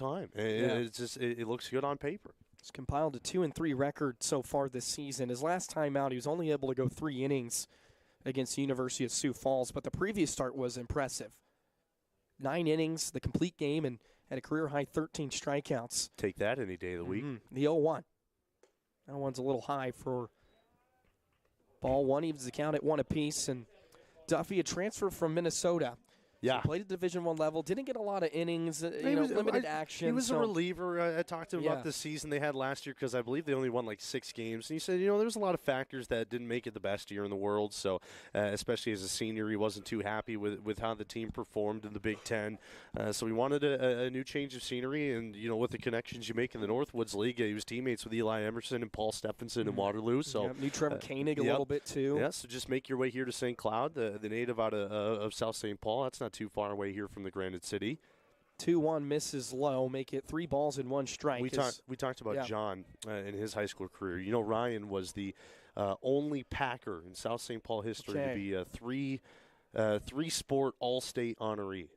Oh, interesting. Yeah, he played football. Okay. He was a DB and a quarterback. A DB, yeah, he looks like one, doesn't he? Well, out there, as the 3-1s in there for strike runs. He was recruited D1 as a defensive back. Okay. Yeah, to Kansas. A Kansas offer? Yeah, That's so not the best offer in the world to get, but an offer nonetheless at the Division I level. Jayhawks won the national championship, not for football, but but he was quite the wrestler too. I asked him if he won state one time. He got second. Here's the payoff pitch. I remember when you won state at wrestling. There's another walk by Duffy. It's 2 runners on. I'm not even getting into that with you. I'm going to talk so you can't. As Chandler Eibach walks for the first time. The difference between Duffy and I, he did it in high school. I did it in 2nd grade. So much different competition. In Minnesota, a great wrestling state, as many people know. And great program at St. Cloud State. Might as well mention that, too, while we're on the topic of wrestling. And congrats on their finish this year, too. 4th, if I remember right. Here's Carter Shook. He's 0 for 1 today with a strikeout. Duffy, here's the 2-seamer on the corner for a strike. Trying to get out of the inning. He's had 2 outs here for a little bit, but he's issued 2 walks as well. Now up to 5 on the day. 61 pitches so far in his first 3 innings and 2/3. Trying to get out of the 4th here with no damage. Shook did not start in yesterday's ball games. Getting an opportunity here as Duffy puts one in the dirt. And now when I say in the dirt, it's actually true. Usually it's been in the turf over the past couple of weeks. This is actually only the 4th start of the year for Shook. He's still looking for his first hit of the season. He's 0 for 10 to begin the year. 1-1. Thought about pulling the trigger, but was able to hold back on the slider at the back foot. Seen quite a few check swings here from the Golden Bears today. Which is usually a good sign. That means that's something that breaking ball does for Duffy. 2 balls and 1 strike. Duffy with a belt high set. Picks up the right leg, and he'll check over at second. That's the back check, as you said, or is that the forecheck? No, that one was the back check. Okay. Yep. 2 balls and 1 strike. 2 away here in the top of the 4th inning. I imagine the forecheck would be the other way. And time was called by Bolson at the plate. So when the umpire always has to look at Duffy, hey, that wasn't me. that was your catcher. So everybody will step off and reset themselves. Shook hitting from the right side, slide open stance. Duffy, he's ready to go from the stretch. And the 2-1. Shook hits this one the other way through the right side for a base hit. The runner is being waved around third. Here's the throw from Steffensen. It's into the glove of Bolson, and he just misses it. I thought he had it in his glove to make the tag. Another run will come home to score as the ball dribbles to the backstop. And Concordia St. Paul takes a 2-1 lead on a base hit from Carter Shook, his first of the year. Looked like a good throw from Steffensen. You can't really blame that one on Duffy. Of course, it was a base hit through the right side, but it was a good throw from Steffensen. It was up the line a little bit, but it beat the runner in Wandersea coming around third base, but it just died in the grass on the one hop coming to Bolson, so snuck underneath his glove where that ball was in his glove, could have made the tag and the inning's over, no runs come across. But now you're down 2-1, and that third run is 90 feet away. Just need to come back into this. It's just a tough bounce there for St. Cloud. Now Duffy, a little extra juice behind that pitch to Bryce Nelson, was slowing in for ball one. So both teams have one hit on the afternoon, but both have produced some runs. And Carter Shook with that RBI single, and then eventually the throwing error allowed Eibach to come home to score. Nelson skies this one into right field. Steffensen should have no problem with this as he shields the sun away from the eyes, makes the catch for out number 3. But just like that, Concordia St. Paul takes a 2-1 lead off of the first hit of the year for Carter Shook. Huskies down 2-1 heading to the bottom of the fourth on the KVSC Sports Stream and the NSIC Network. St. Cloud State sports have seen a lot of success in the last couple of years. Everything from winning their first Frozen Face-Off championship to North Star Cup titles and even a national wrestling title. And if you want to be able to witness history firsthand, there's no better way than joining the KVSC Sports Department. Our sports directors will not only teach you how to broadcast games, but also how to host your own shows. Want to be the next voice of the Huskies? Email the KVSC Sports Department at sports@kvsc.org or stop in room 27 in the basement of Stewart Hall. When it comes to using their wireless phones, drivers everywhere are making safety their most important call. Are you kidding me? You know our curfew. Look, I'm driving now, but I'll be home in a little bit. We'll take care of this then. Stressful or emotional conversations can take your mind off driving. Avoid them behind the wheel. Your wireless phone can be your best safety tool. Don't let it become a distraction. The wireless industry and the Minnesota Department of Public Safety remind you, with wireless, safety is your call. Alternative music was awesome in the 90s. Progressive artists and bands had a profound effect on what we call rock music today. The spirit of alternative music is still alive and well. New alt-rock artists are still innovating and changing the music landscape. You want to hear what alternative and progressive music sounds like today? Check out our sister station, KVSC, at 88.1 FM. You can hear the latest in progressive rock, punk, hip-hop, blues, and even folk and bluegrass music. KVSC 88.1 FM, your sound alternative. You're listening to Huskies baseball on the KVSC Sports Stream.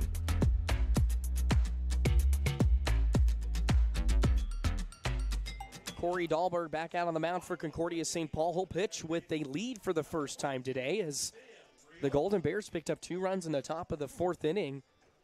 And now they have the 2-1 lead over St. Cloud State. But Sam Riola leading things off for the Huskies. And Sam Gatzinger, what do the Huskies now have to do here with their mindset? It was kind of a little bit like yesterday, too. It was a little bit of a roller coaster in game 1 at least, where not a lot of things went their way, but they were able to kind of pull themselves together. And they've come back from deficits. Obviously, it's 1 run here in the bottom of the 4th. But it's not too out of reach, but obviously you want to get balls in play. Haven't seen a lot of contact made here in the past couple of innings. That is true. Really help with a Riola bomb right now. But I think Dahlberg, the way he sets up and throws this baseball in on these right-handed batters, it really favors him much more in this matchup over Riola. We did see a Golden Bear pitcher warming up the bullpen back in the 2nd inning when Dahlberg gave up that bully bomb to Drew Bolson. But besides then, haven't seen anything. So he's throwing a pretty solid game right now. 2-0 misses down and away, and you're absolutely right. Since that Bolson home run, he's given up a couple of walks, but no other base hits. Yeah.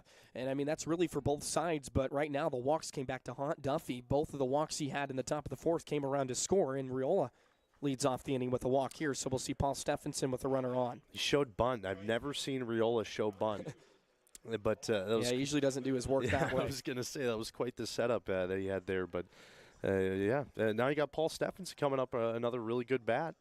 So now 3 walks on the day for Dahlberg. And that's something hasn't really hindered him too much this season. Coming into his 6th start, only 11 walks to 18 strikeouts, so he's fared on the right side of that ratio. And we'll check over to Riola, man. He hums it over there to first base on his pickoffs. I saw he was doing that last inning when John Nett was over there, and I found that funny that he whips it over there like that, but the times he had to field his position on a ground ball, it was a light toss over to first base that barely beat the runner. We'll check over Riola again. That one was much closer and did not get him. The tag was too high on Riola anyway.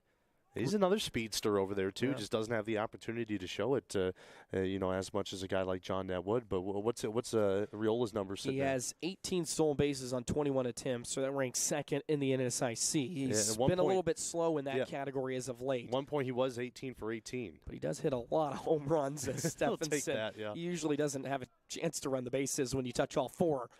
And Steffensen takes a strike on the inside part of the plate. Guy at the plate here, too, Steffensen. He has the ability to hit the ball out of the ballpark, too, anytime he comes up. 3-game hitting streak right now. Went 3 for 8 yesterday with a double, and he had 5 RBIs. A quiet 5 RBI day for him. Not too bad. As there's another fastball over there from Dahlberg to first, and not in time to get Riola, who went back standing up this time.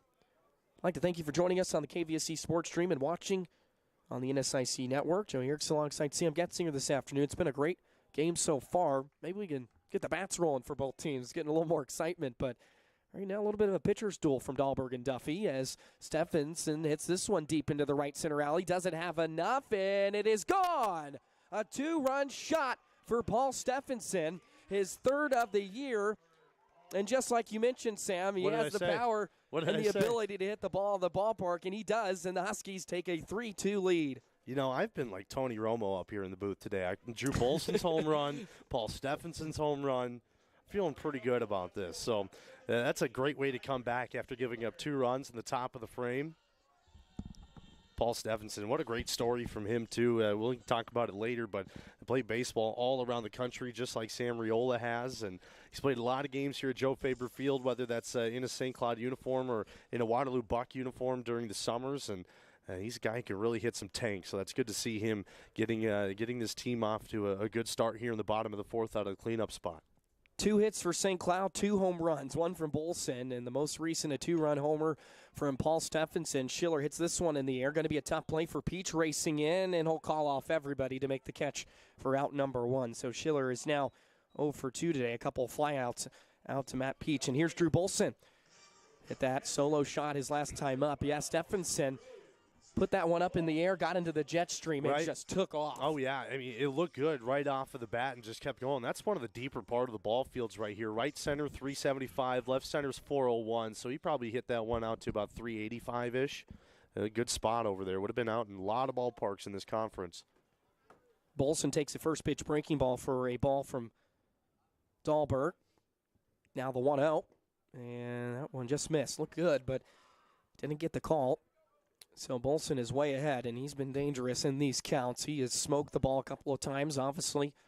Had the home run his last time up 2-0, and that one's in the dirt. I would assume Dahlberg is going to be very careful pitching to Drew Bolson here. I don't imagine you're going to see a breaking ball come in. Last one was a hanging breaking ball right in the middle of the zone that he turned on. So probably see a lot of fast pitches here from Dahlberg. 3-0 down the heart of the plate for a strike as Dahlberg will try to claw himself back into this AB. It is a dirt mound. I think I should mention that here at Joe Faber Field. So the first time that a lot of Huskies have done this. It's the 3-1 hit up the middle and just gets through for a base hit. How about the start for Drew Bolson? 2 for 2 today. Was 3 for 6 yesterday in the doubleheader and just keeps the train on rolling. 313 average entering today's ball game. And I think you got to give him the player of the series here in this one for Bolson, even if he goes quiet the rest of the game. Might be in the conversation for an SIC Player of the Week. You never know. Well, and plus we still have a lot of the week left, too, which is very exciting. Yeah. You got Upper Iowa coming in and then Southwest Minnesota State, a couple of those bottom dweller teams. And I feel like that's a couple of series that St. Cloud and the Bats can really take advantage of. Here's Navrajal. He walked his first time up, and first pitch he's swinging at and fouls it into the netting. Navrajal trying to get his day going. Well, Dahlberg He's done a good job of keeping the hits off the scoreboard, but the ones he does are usually pretty good. That first hit by Bolson was the one that stayed in the ballpark. So he gets lead over there at first base. There's a couple stolen bases on the year. It's the 0-1. That was a curveball that backed up on Dahlberg. Sun starting to shine once again. Kind of goes in and out as the clouds roll in. A lot of cloud coverage. But all things considered, middle of April here in the Midwest, we're going to take this every day of the week. The 1-1 from Dahlberg really dropped low there, and Navrajal kind of came out of his shoes taking a hack at that pitch. He pinch hit in game number 1 yesterday. He popped out, but he got the start in game number 2, and he had that double. Hopefully that can spark something for him at the plate. Hitting from the left side from Albany, Minnesota. Sister, quite the athlete too, played volleyball and basketball. Husky legend, Aaron Navrajal. Absolutely. They made it to the game yesterday. She was at the ball game. Really? I asked Ethan a couple of weeks ago, do you find it to get old every time you ask, are you Aaron's brother? And yeah. It's okay. He'll make a name for himself. He's got to make his own name here. Yeah. It's a pretty good start being a freshman routinely in the lineup here. One away here in the bottom of the 4th, and the 1-2 swung on and missed, strike 3. So Dahlberg picks up his first strikeout of the day, and now there's 2 down for SCSU. But a great response after CSP took a 2-1 lead. We'll get it right back on one swing of the bat from Steffensen. Here's Cameron Vollmer. He's 0 for 1. He popped up his first time up. But he's hit the ball well in the past couple of series, too. A couple of infield base hits in Sioux Falls. Nice line drive contact and a couple other at-bats. So Dahlberg out of the stretch. Bolson occupies first. Standing straight up is Dahlberg, the belt high set. Picks up that left leg and comes home and missed outside. Vollmer got a couple of starts yesterday. Went 1 for 5, a run and a walk in the doubleheader. This catcher room for St. Cloud State this year is deep. Very, very deep, very good. Can't forget about Fridges, too. Yeah, he's just a young guy that he's got 1 start on the year as well. I wanted to see him start again. I'm sure it'll happen sooner or later. And I'll tell you why. It's because when Duffy's on the mound, South St. Paul, Fridges is behind the plate. That's a South St. Paul battery right there. Yeah, that is true. We saw that against CSU Pueblo back in Colorado. We got that St. Cloud State battery, so that was pretty cool. I asked Duffy before the game because obviously these pitchers very particular on who catches, and really anyone is going to put up a good performance behind the plate. But he said Vollmer's one of the more defensive-minded catchers in this room, so he likes throwing to Vollmer, but he's throwing pretty well to Bolson today. Well, with Bolson, the way he swings the bat, you cannot take him out of the lineup, and that's why we've seen him DH. Even the way that Vollmer's swinging the bat here in the past couple of weeks. And they'll check on Bolson. That one was a breaking ball to first base. 2 balls and 1 strike to Vollmer, and you also have Ian Von Wall, but he's hurt recently, so we haven't seen him yet this season. I don't think we're going to, but we'll see how that all shapes out. And he played quite a bit last year as well, kind of split time with Bolson. And here's the 2-1 from Dahlberg. This one, chopper on the ground, left side, going to be a tough play for Nelson, and it ate him up. That's going to be an infield single for Cameron Vollmer. We'll see if it's ruled an error. Probably will be. Nelson had quite the day yesterday. You're telling me that. Quite a few errors, and I think you can tack on one more there. But Vollmer, we've talked about it. This guy gets so many infield hits. You usually don't see catchers with infield hits, but Vollmer makes it look too easy. They will roll to hit, so how about that? Let's bump up the average. Yeah, why not? Why not? That is his 16th hit of the season. You were telling me Nelson's been having a hard time over there in that hot corner fielding the ball. And that was really his first true test of the day, and just right off of the heel of the glove, looked like it bounced just over the top of the third base bag. Here's Max Gamm with 2 outs as Dahlberg paints the outside corner for a strike. Gamm 0 for 1 today, grounded out to Dahlberg right in front of him to begin his day. 2-out rally here would be nice.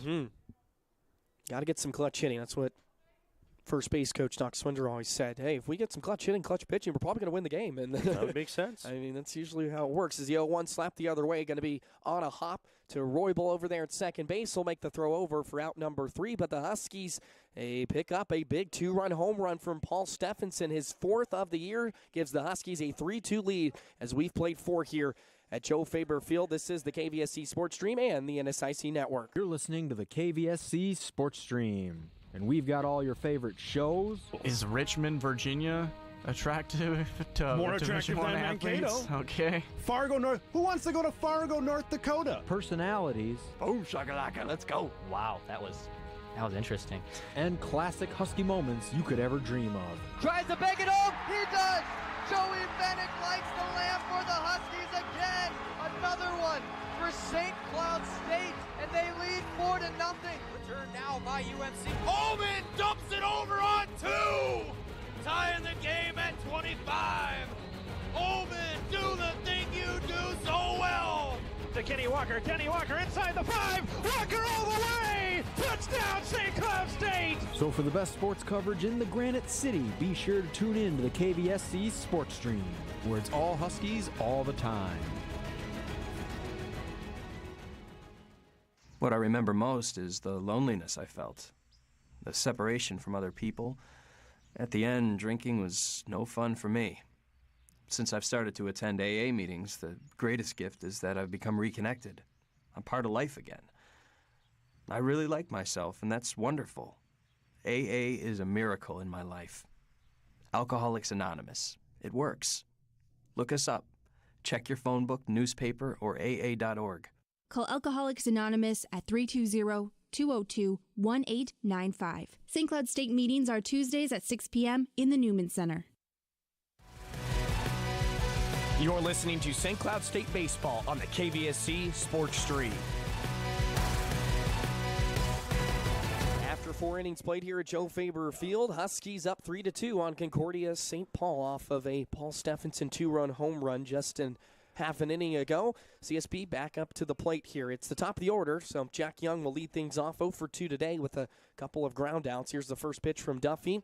Trying to be efficient here in his probably last couple of innings. He's up to 67 pitches on the day, but this is nobody warming up in the bullpen down there for Coach Dolan. It is a later start. I should say a start in the middle of the year, so you might see him get up to that 100-pitch mark. I don't think we've seen a Husky up to that number yet as Young pokes this one the other way. Could be extra bases as he takes a hard turn around first. Here's the throw from Steffensen, and it's not in time. Good hard run out of the box for Jack Young, and that's a leadoff double as Concordia St. Paul trying to tie this game right back up, and now the bats are starting to get going for both teams the third time through the order. We're seeing a couple more hits now. That's another good throw from Steffensen in right field. The last one just took a bad hop off of the infield grass, and this one was on the money, just not quite in time. A leadoff double, that's going to be the thing that hurts the day for Ryan Duffy. It's not so much the walk numbers, but those base hits to right field or the opposite field. Now we're starting to see an arm warm up here for St. Cloud State. Can't quite tell who that is. Maybe Fabian. You would be correct. I believe that is. Maybe not. I don't know. I can't we'll tell. Have to get the number. It doesn't look as tall as Fabian. So. Yeah. Well, here's Roybal, and he's walked 2 times here today as Duffy paints the outside corner for a strike. If I could see the pants, I could probably tell who it is. It doesn't look like Bronze either. Bronze pitched in yesterday's game. I don't know if he's going to be okay to go. He did go 2 1/3 yesterday, but he has been a workhorse out of the bullpen for Pat Dolan, so it is a possibility. As here's the 0-1, Roybal, and fouls this out of play. Yeah, maybe it is Fabian. I think I'm seeing 24, and usually my eyes don't deceive me. Is that right? Okay. Well, yeah. I'll take your word for it. Thank you. I'm seeing a 7 too. I'm seeing 27. Where are you getting a 7 I'm not from? even going to look at it anymore because I'm tired of talking about it. Here's the 0-2. Roybal hits this one in the air. Should stay just in the infield as Gam will have to back up into shallow left for out number 1. And that's exactly what you need right now for Duffy, getting some outs and keep Young over there at second base. All right, I'm going to put in my guess. It's either Fabian or it's Winkles. That's what I was going to say. I thought it may have been Winkles, and now that you mentioned it, that's definitely Fabian Villegas. Yes, it is. All right, glad we could get that out of the way. Oh, it's been a day. All right, 1 away here now in the top of the 5th inning. Concordia St. Paul trying to drive in Jack Young, who led off this inning with a double. Would hate to leave him stranded. Here's Matt Peach. He's 0-for-2 today with a strikeout into ground out. Took a first pitch ball. Just 6 hits combined here for both teams, but there's 5 runs.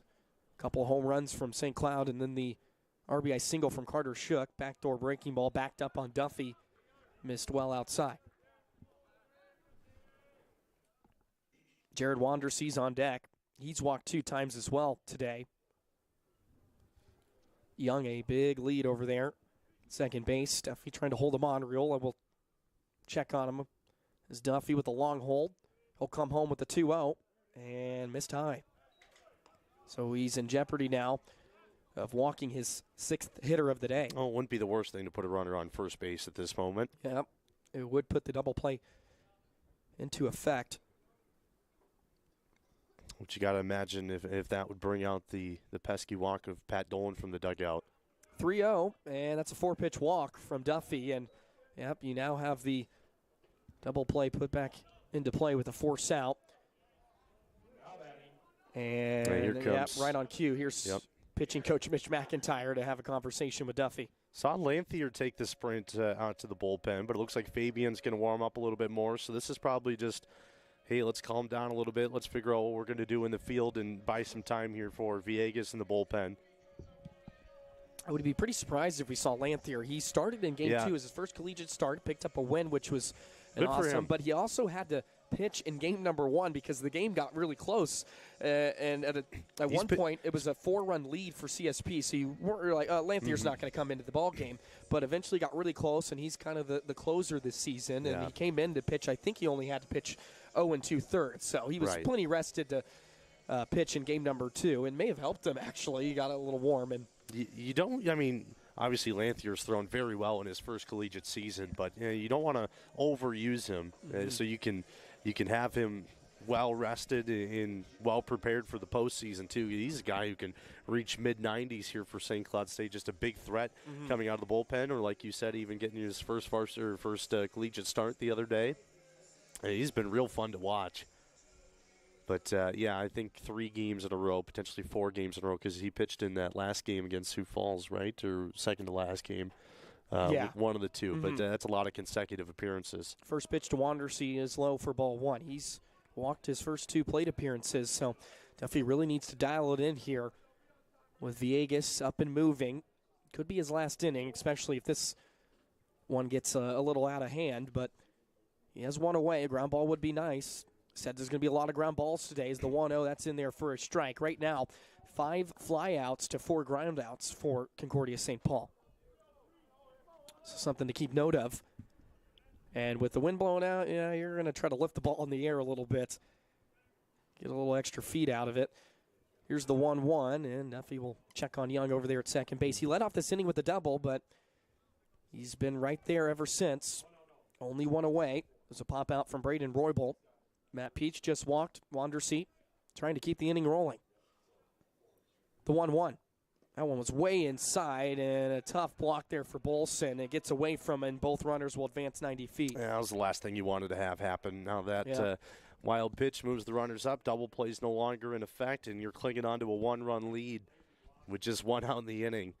I think this leash just got a lot tighter here for Ryan Duffy on the mound. Really tough block there for Bolson. He was set up outside, and the ball's pulled towards the inside part of the plate. He had to move quite a bit. Now the 2-1 from Duffy, and he missed low and away. 3 balls and 1 strike, and, well, you have the base open at first, so not the worst idea is to walk Wandersea here for the 3rd time just to get a force out at every base, but we'll see how he wants to play this.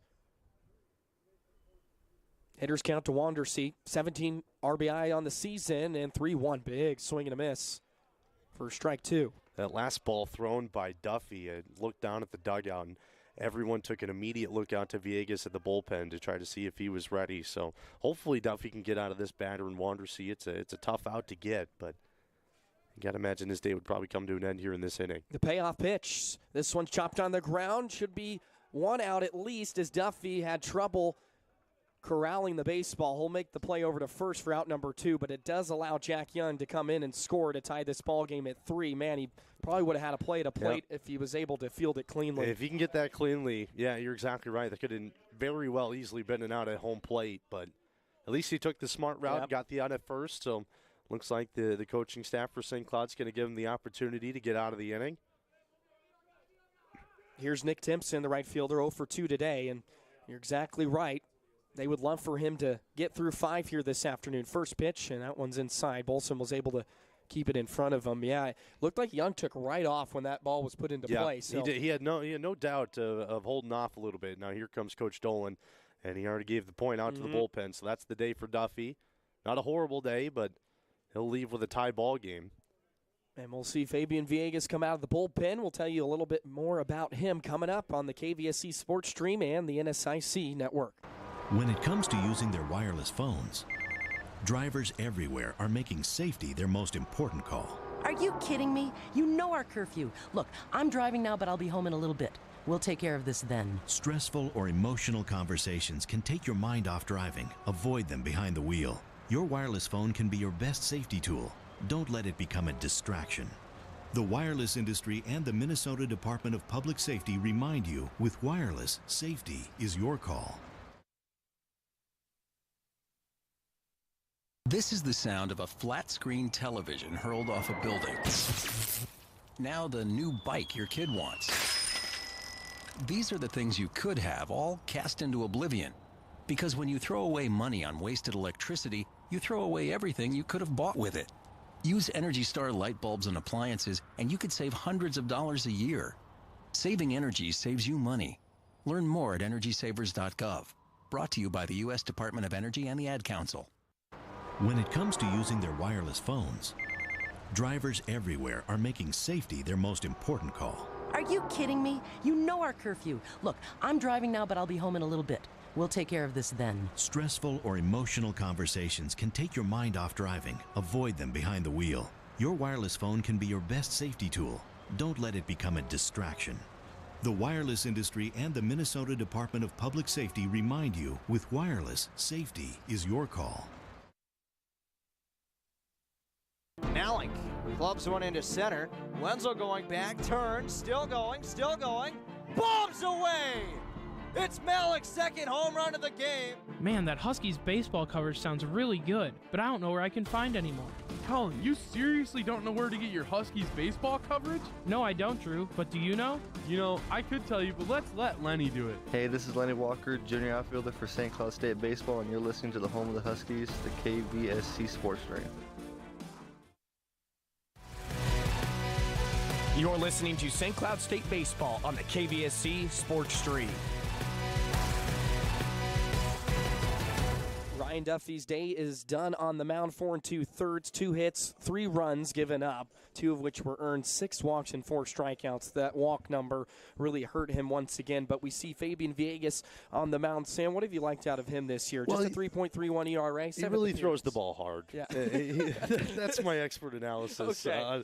He really throws the ball hard. Tried he pumps to the set you up zone. there. Well, he's been really throwing well this season. He's been a good arm out of the bullpen, probably one of the top relievers here for St. Cloud State, one of the most reliable ones. So they come in with a runner on third base in the tie ball game, and we'll just see if he can pump the zone here. It's a 1-0 count, so Duffy threw the first pitch of the at-bat before being pulled, and we've seen that quite a bit. Dolan usually likes to see if the starter or whoever's out there can throw a first pitch strike. Maybe then you'll let him see another one at least. You'd almost have to go 1, 2, 3 on your strikes if you want to stay in the game in that situation. 2 balls and no strikes now to Timpson with a runner on third base, 90 feet away from Concordia St. Paul, taking another lead in this ball game. We've kind of gone back and forth here over the last inning and a half. So Villegas, his first 3 pitches of the day, missed outside. We'll see if he can get back into this at-bat to Timpson. Bromer's on deck. There's one down the hard to plate for a strike. Took a little off on that one. Good move, 3-1 count. 7th appearance of the season for Villegas. He's worked in 16 in the third, 6 walks and 13 Ks to his name. Also has a start this season, too, if I'm not mistaken. Yeah, against Wayne State a couple weekends ago, 3-1.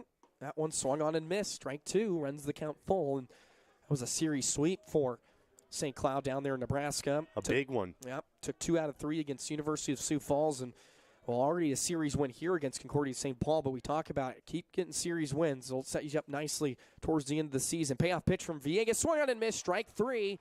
Villegas gets the strikeout after falling behind 3-0. Timpson's 0 for 3 on the day, but it's a 3-3 ball game as Concordia St. Paul's able to tie it. We're heading to the bottom of the 5th on the KVSC Sports Stream and the NSIC Network. Malik clubs one into center. Wenzel going back, turns, still going, bombs away! It's Malik's second home run of the game. Man, that Huskies baseball coverage sounds really good, but I don't know where I can find any more. Colin, you seriously don't know where to get your Huskies baseball coverage? No, I don't, Drew. But do you know? You know, I could tell you, but let's let Lenny do it. Hey, this is Lenny Walker, junior outfielder for St. Cloud State Baseball, and you're listening to the home of the Huskies, the KVSC Sports Stream. St. Cloud State sports have seen a lot of success in the last couple of years. Everything from winning their first Frozen Face-Off championship to North Star Cup titles and even a national wrestling title. And if you want to be able to witness history firsthand, there's no better way than joining the KVSC Sports Department. Our sports directors will not only teach you how to broadcast games, but also how to host your own shows. Want to be the next voice of the Huskies? Email the KVSC Sports Department at sports@kvsc.org or stop in room 27 in the basement of Stewart Hall. This is the sound of a flat-screen television hurled off a building. Now the new bike your kid wants. These are the things you could have, all cast into oblivion. Because when you throw away money on wasted electricity, you throw away everything you could have bought with it. Use Energy Star light bulbs and appliances, and you could save hundreds of dollars a year. Saving energy saves you money. Learn more at EnergySavers.gov. Brought to you by the U.S. Department of Energy and the Ad Council.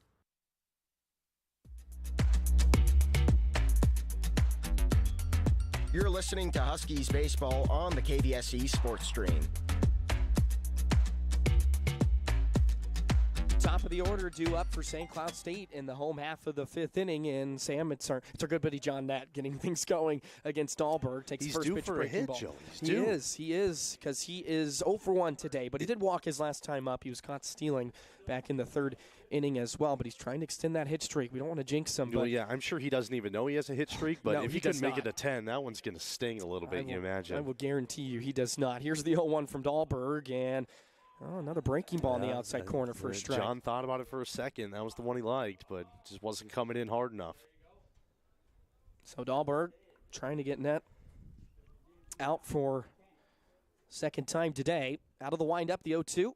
And this one's hit on the ground softly left side. Going to be a really tough play for Shook on the run. No chance to get Nett as the ball is picked out of the dirt by Wandersee. So a leadoff single for John Nett. There and it when is. you put it through the sixth hole, that's a tough play, even if Nelson was able to get that with the diving stop. 10-game hit streak there for John Nett. You see how slow that ball was rolling through the infield grass? Well, I was talking to you before the game. It's going to be a little different, I think, for a lot of people because they've been playing a lot of turf fields, these guys, and now with the natural grass. Right. I mean, these infielders really almost need to play with their toes on the grass here. And if Walt grounds one in through the grass, it's going to be a hard double play to turn. Well, Wallet's 0 for 2, and he's trying to keep a little bit of a hit streak alive, too. He has a 5-game hitting streak as Dahlberg comes in to the plate, misses outside as the corners come charging in, thinking Wallet's going to bunt. We don't see Wallet offer with the bunt too often this season, even in a 2 spot, which you would assume he would. But, head coach Pat Thal not huge on the small ball. They will in certain instances, but it's a long ball team. Yeah, you like to, as it should be. That's how the game should be played. Well, it's funny because we talked about at the beginning of the year, right, Sam, with head coach Pat Dolan about, probably going to be a little different than past years when they were heavily reliant. Maybe not reliant, but they could hit the ball at the ballpark. And he's like, I don't think we're going to be that way. But they have 31 this year, which ranks among the top in the NSIC. I feel like this Obviously, is a team that does rely. Almost half of them come from all the runs today have been on home runs. One by Bolson, one by Steffensen. Now 1 ball and 1 strike count. Yeah, Huskies have 33 home runs, which ranks 3rd now in the NSIC. So they're getting the job done either way. As the 1-1's inside, they'll back pick over to Nett, and Wandersee did a good job of knocking that ball down. Otherwise, that was going to be up the right field line. John's 0 for 1 trying to steal bags today. Do you think he goes again? I do not. Okay. I don't think so with no outs. I think if he goes, it's going to be a hit and run. That's what I'm hit and saying. run's been the common trend here this season. Infield play, double play depth, corners in for CSP as Dahlberg will check on Nett one more time over at first base. Sun is shining. Beautiful day here in St. Cloud. Thank you for joining us on the KVSC Sports Stream as well as the NSIC Network. Joey Erickson, Sam Getzinger here this afternoon. All tied at 3 as Walt shows bunt. This is a good one. Dahlberg has to race over. He'll make a throw, and it's in time for out number 1. That was a tough. Looked like he made it tougher than it looked. That's a real athletic play by Dahlberg. Looked like he kind of tripped up over his shoes, but still made the solid throw over to first for the out. Runner in scoring position now for Riola. That's a guy who can drive in runs. Just hasn't really made good contact yet today. Yeah, Dahlberg threw off the back leg there, and yeah, they threw it right on the money at least. And well, there's one away, like you mentioned. Here's Riola. Probably one of the longer throws a pitcher will have to make right on that third base line. Yep. Dahlberg's up to 70 pitches on the afternoon now. I've been impressed with his outing today, though. There is a couple of arms up. Make it one in the Golden Bears bullpen. So if he goes into the sixth inning, that'll be his longest of the year for the freshman. Yeah, he usually gets through 5 1/3, at least over his last 4 starts. Through 4 1/3 right now is net in scoring position over at second base. Here's Riola at the plate. Dahlberg, fancy little leg kick there as Riola hits that one out of play. You know, I've seen quite a few leg kicks here from Dahlberg today. A couple with the pause implemented into them, and a couple with the long kick out. That one he threw pretty much the entire pitch staring at John Nett, so that was impressive. Riola's 0 for 1 today. He walked his last time up, and he came around to score on the home run from Steffensen. But trying to do some damage here himself. 29 RBIs on the year. One of the most productive Huskies all season long. Dahlberg ahead of him. Here's the 0-1. That one was well outside in the left-handed hitter's box. Zybach had to come out of his crouch. 1 down in the bottom of the 5th and a 1-1 count. Huskies have 5 hits on the day now, and they've produced 3 runs. Concordia St. Paul 2 hits. They have 3 runs. Huskies have committed the lone error on the year, or on the game, I should say. As the 1-1 now. Riola, good eye there. Watch that out of the zone. That's a tough pitch to take. From the right side, it pretty much starts behind your back and it goes all the way to the other hitter's Yeah, box. That's a tough one to keep track of coming from a right-handed batter. You have to predict where that one's going to come into the zone and try to turn on it. Be hard to hit one the other way for Riola here with the arm angle that's coming in. Huskies trying to take another lead in the ball game. 2-1. That one's low for ball 3. And now Dahlberg, who's had some issues with the free passes today as well, threatening to walk his 4th of the day. See what the leash is on Dahlberg, who's been very steady. And as you mentioned, he's kind of settled in. He's given up the 2 home runs, but other than that, only a couple of singles. 1 from Nett and 1 from Bolson. Riola trying to follow up the infield single from Nett and drive him in. Hitters count.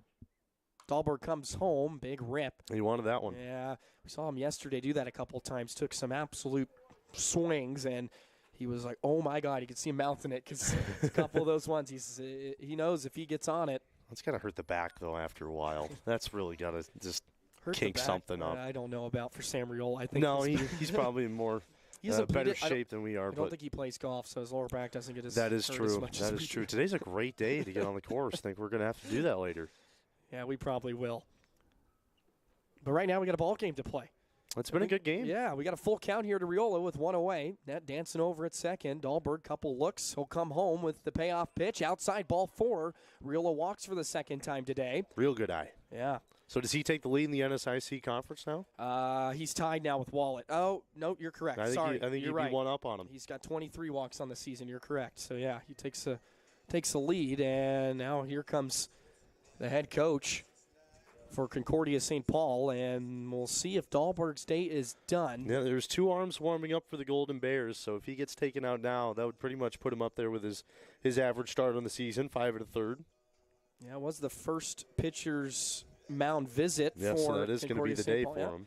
It's going to be the day. So reliever coming on for Concordia St. Paul. I'll tell you more about him coming up on the NSIC Network and the KVSC Sports Stream. You're listening to the KVSC Sports Stream. And we've got all your favorite shows. Is Richmond, Virginia attractive to more attractive than athletes? Mankato. Okay. Fargo, North. Who wants to go to Fargo, North Dakota? Personalities. Boom shakalaka, let's go. Wow, that was interesting.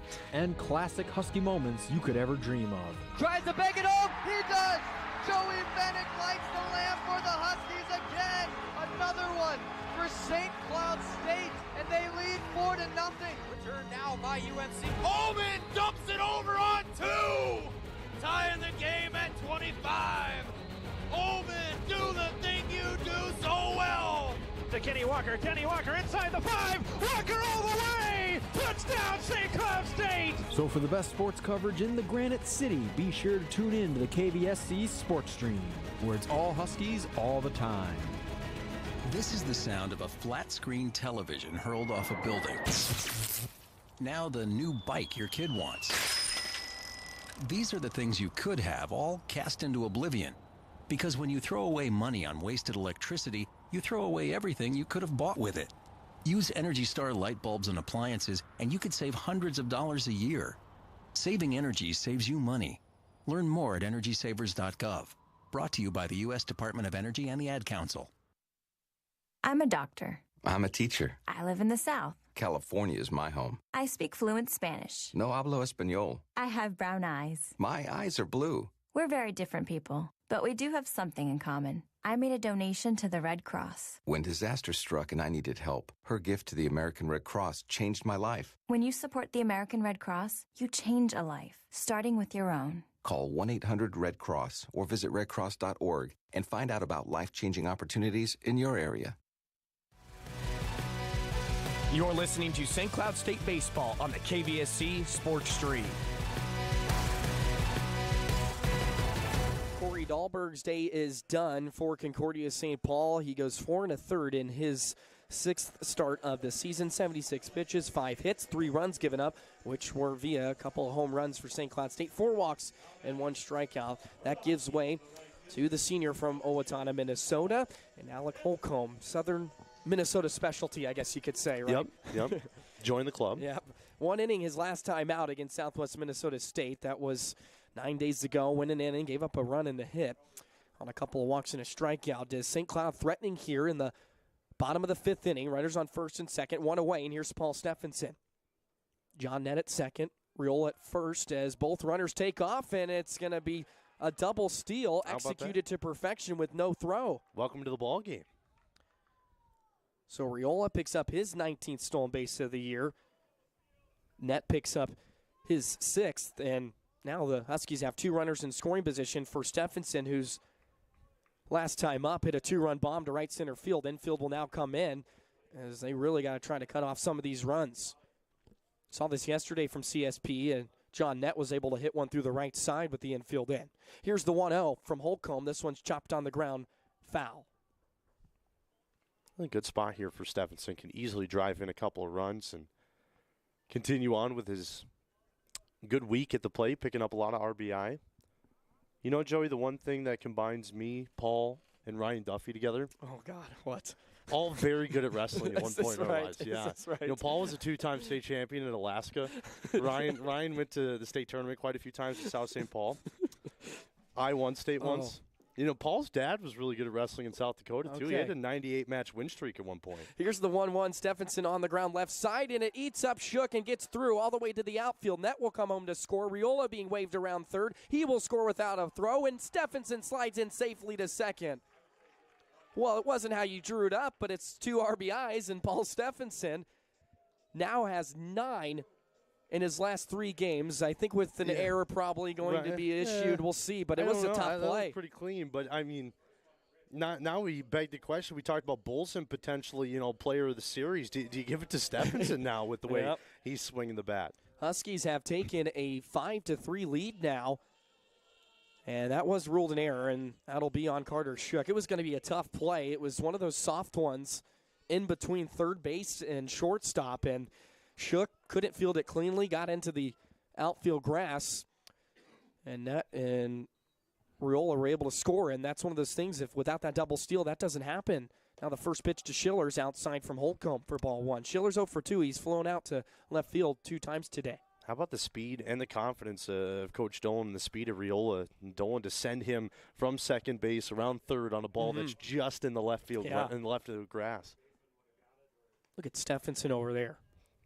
Very jittery at second. That's the wrestler in him out there. Quick feet. Oh, you got to, right? We talked a couple innings ago about Riola's journey throughout his collegiate baseball career, but how about Paul Steffensen? He's played all over the country, too. Yes. Started in Alaska, went to Arizona, then Tennessee, now Minnesota. A traveler, a journeyman. Just like you. Here's the 2-0 to Schiller at once. I barely left this state once in my life. Seems like the only time you go out of state is with me. Yes, thank you. To be honest. You're welcome. 3 balls and no strikes. Tyler Schiller trying to extend the lead for the Huskies, who have put up 2 runs in consecutive innings to take a 5-3 lead. They have 5 hits on the day. Both big thank you to Paul at second base. Absolutely. And the 3-0 from Holcomb, man, that one's on the outside part of the plate for a strike. So he's trying to get his first out of this inning for himself. Dahlberg got the first out of the inning before he got pulled, and now Holcomb trying to get out of this jam, keep the score where it is. Very close ball game, and the hits are starting to come for both sides. And there's a 5-pitch walk to Tyler Schiller. He's aboard now for the first time today. Walks have been an issue kind of on both sides. That is the 5th combined walk of the day for the pitching staff of CSP. 11 in total when you count Duffy Yeah. in there as well. He's got 6, or he had 6. Here's Drew Bolson. Yeah, he's been swinging a real hot bat today. 2 for 2. Past couple of days, I should say. 3 home runs in 3 straight games. Holcomb, chest high set, rocks with the left leg a little bit, now comes fully still and comes home with the slider, and that missed a little high for ball 1. Beautiful day here in St. Cloud. Sun is shining. Really warmed up, too. Yeah. Cloud cover comes in a little bit. But the Huskies looking to just tack on a few more runs. Try to put this one out of reach. Now the 1-0. That one was well outside for another ball. So Holcomb's having some command issues early in his 7th appearance of the year. Ethan DeVragel's on deck. 1 away here in the bottom of the 2nd inning. Huskies have already put up 2 runs.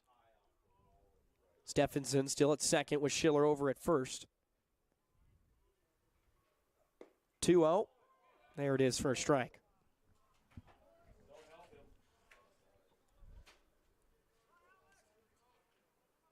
Bolson, now a 4-game hitting streak, native of St. Cloud, Minnesota. He's played So a he's lot been of around the baseball block. at this field. Yeah. He's played a lot of baseball in his life at this field. Oh, I'm sure he did, even maybe through his youth days. They play some youth games here, maybe. I would assume they do at some point. I think they have the Well, high school for sure. Yep. Well, and before Tech, built their own field over there by their campus, their new campus.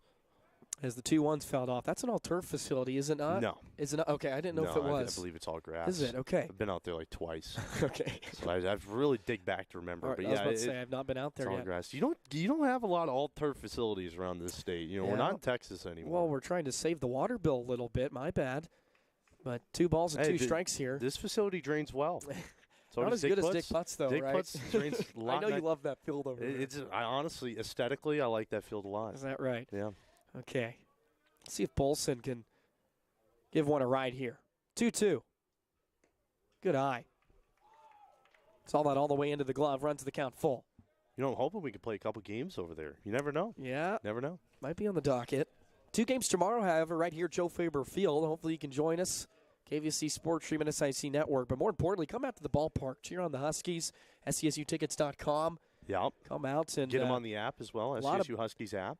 Baseball and softball, I think, are both at home this week, which is a lot of fun. Runners take off on the 3-2. This one's hit the other way, and Shook has trouble fielding that ground ball. It's going to be another hit. That one might be another error on Shook.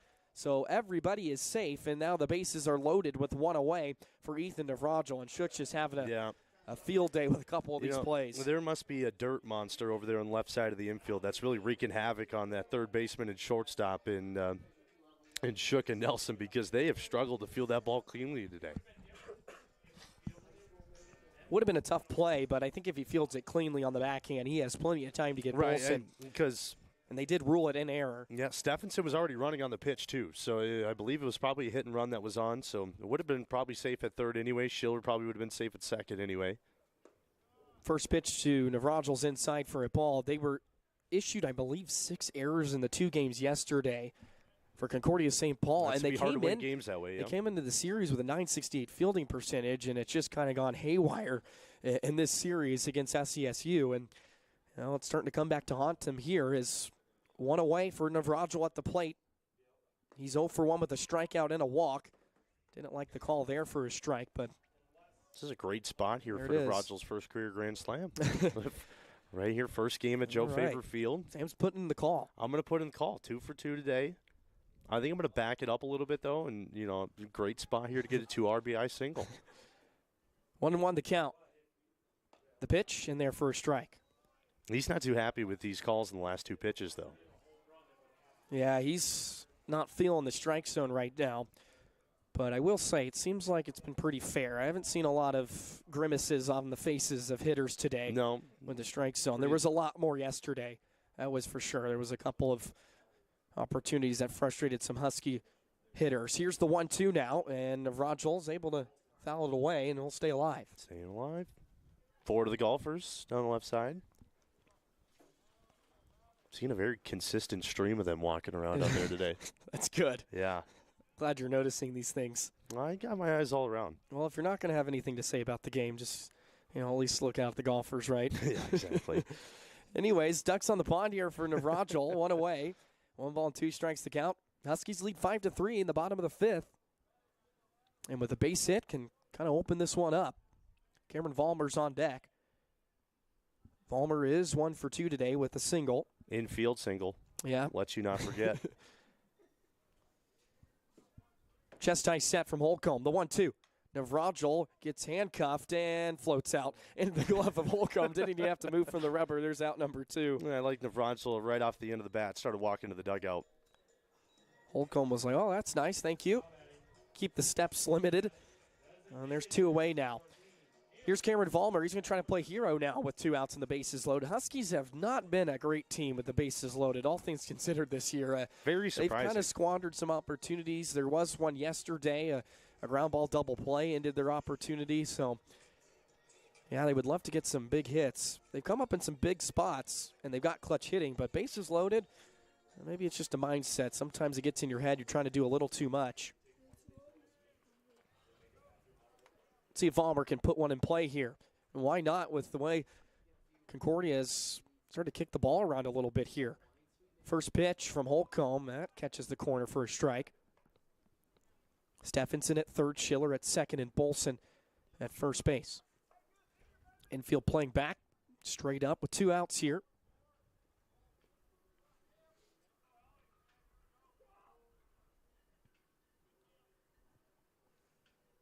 The 0-1. Vollmer hits this one, left side, going to be easily handled by Shook. He'll flip over the short way to second base, and that'll be out number 3. But the Huskies do pick up 2 more runs. They lead 5-3. We head to the 6th on the KVSC Sports Stream and the NSIC Network. What I remember most is the loneliness I felt, the separation from other people. At the end, drinking was no fun for me. Since I've started to attend AA meetings, the greatest gift is that I've become reconnected. I'm part of life again. I really like myself, and that's wonderful. AA is a miracle in my life. Alcoholics Anonymous. It works. Look us up. Check your phone book, newspaper, or AA.org. Call Alcoholics Anonymous at 320-202-1895. St. Cloud State meetings are Tuesdays at 6 p.m. in the Newman Center.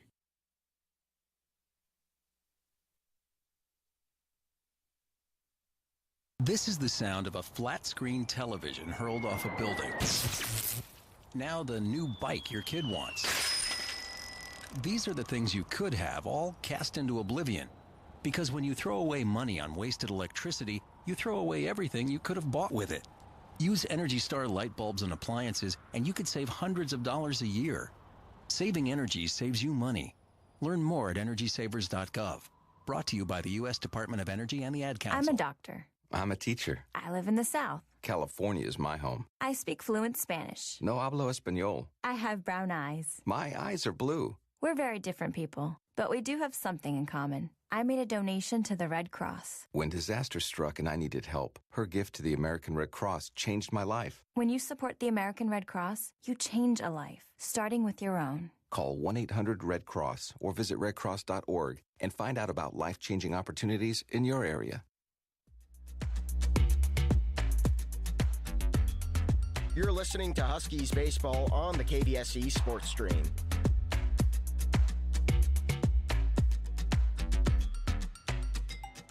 Welcome back to Joe Faber Field. We played 5 innings here in St. Cloud, and the Huskies lead 5-3. Here's Fabian Villegas, will be in his first full inning of work here against the Concordia St. Paul lineup. 6, 7, and 8 hitters due up for the Golden Bears, who have come back a couple of times in today's ball game, so we're going to have to do it once again. Well, the Huskies have had a lead in the majority of the series, but they did not lead at all in game number 1 yesterday until they won on the walk-off. Take that any day of the week. They were losing the entirety of that one. They tied it a couple times to preface, but the first time they had the lead, it was the walk-off, 7-6 win, and then they won 13-1 in game number 2, looking for a series sweep. They didn't get it last time out against University of Sioux Falls. It was a missed opportunity. They were leading 6-1 at that time in the third game of that series as the 0-2's lifted out to center, and there's the net out there in center field. I'll make the catch for out number 1. I like that analogy. That was the first time John's had a ball hit to him all day.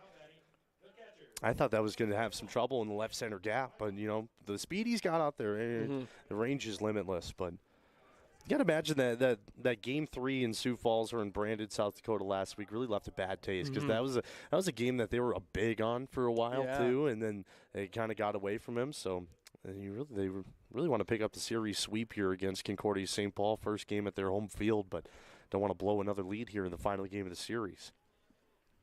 Well, Villegas has been another one of those heavily used arms out of the bullpen this season. This is his 7th appearance. He did have that one start, as you mentioned.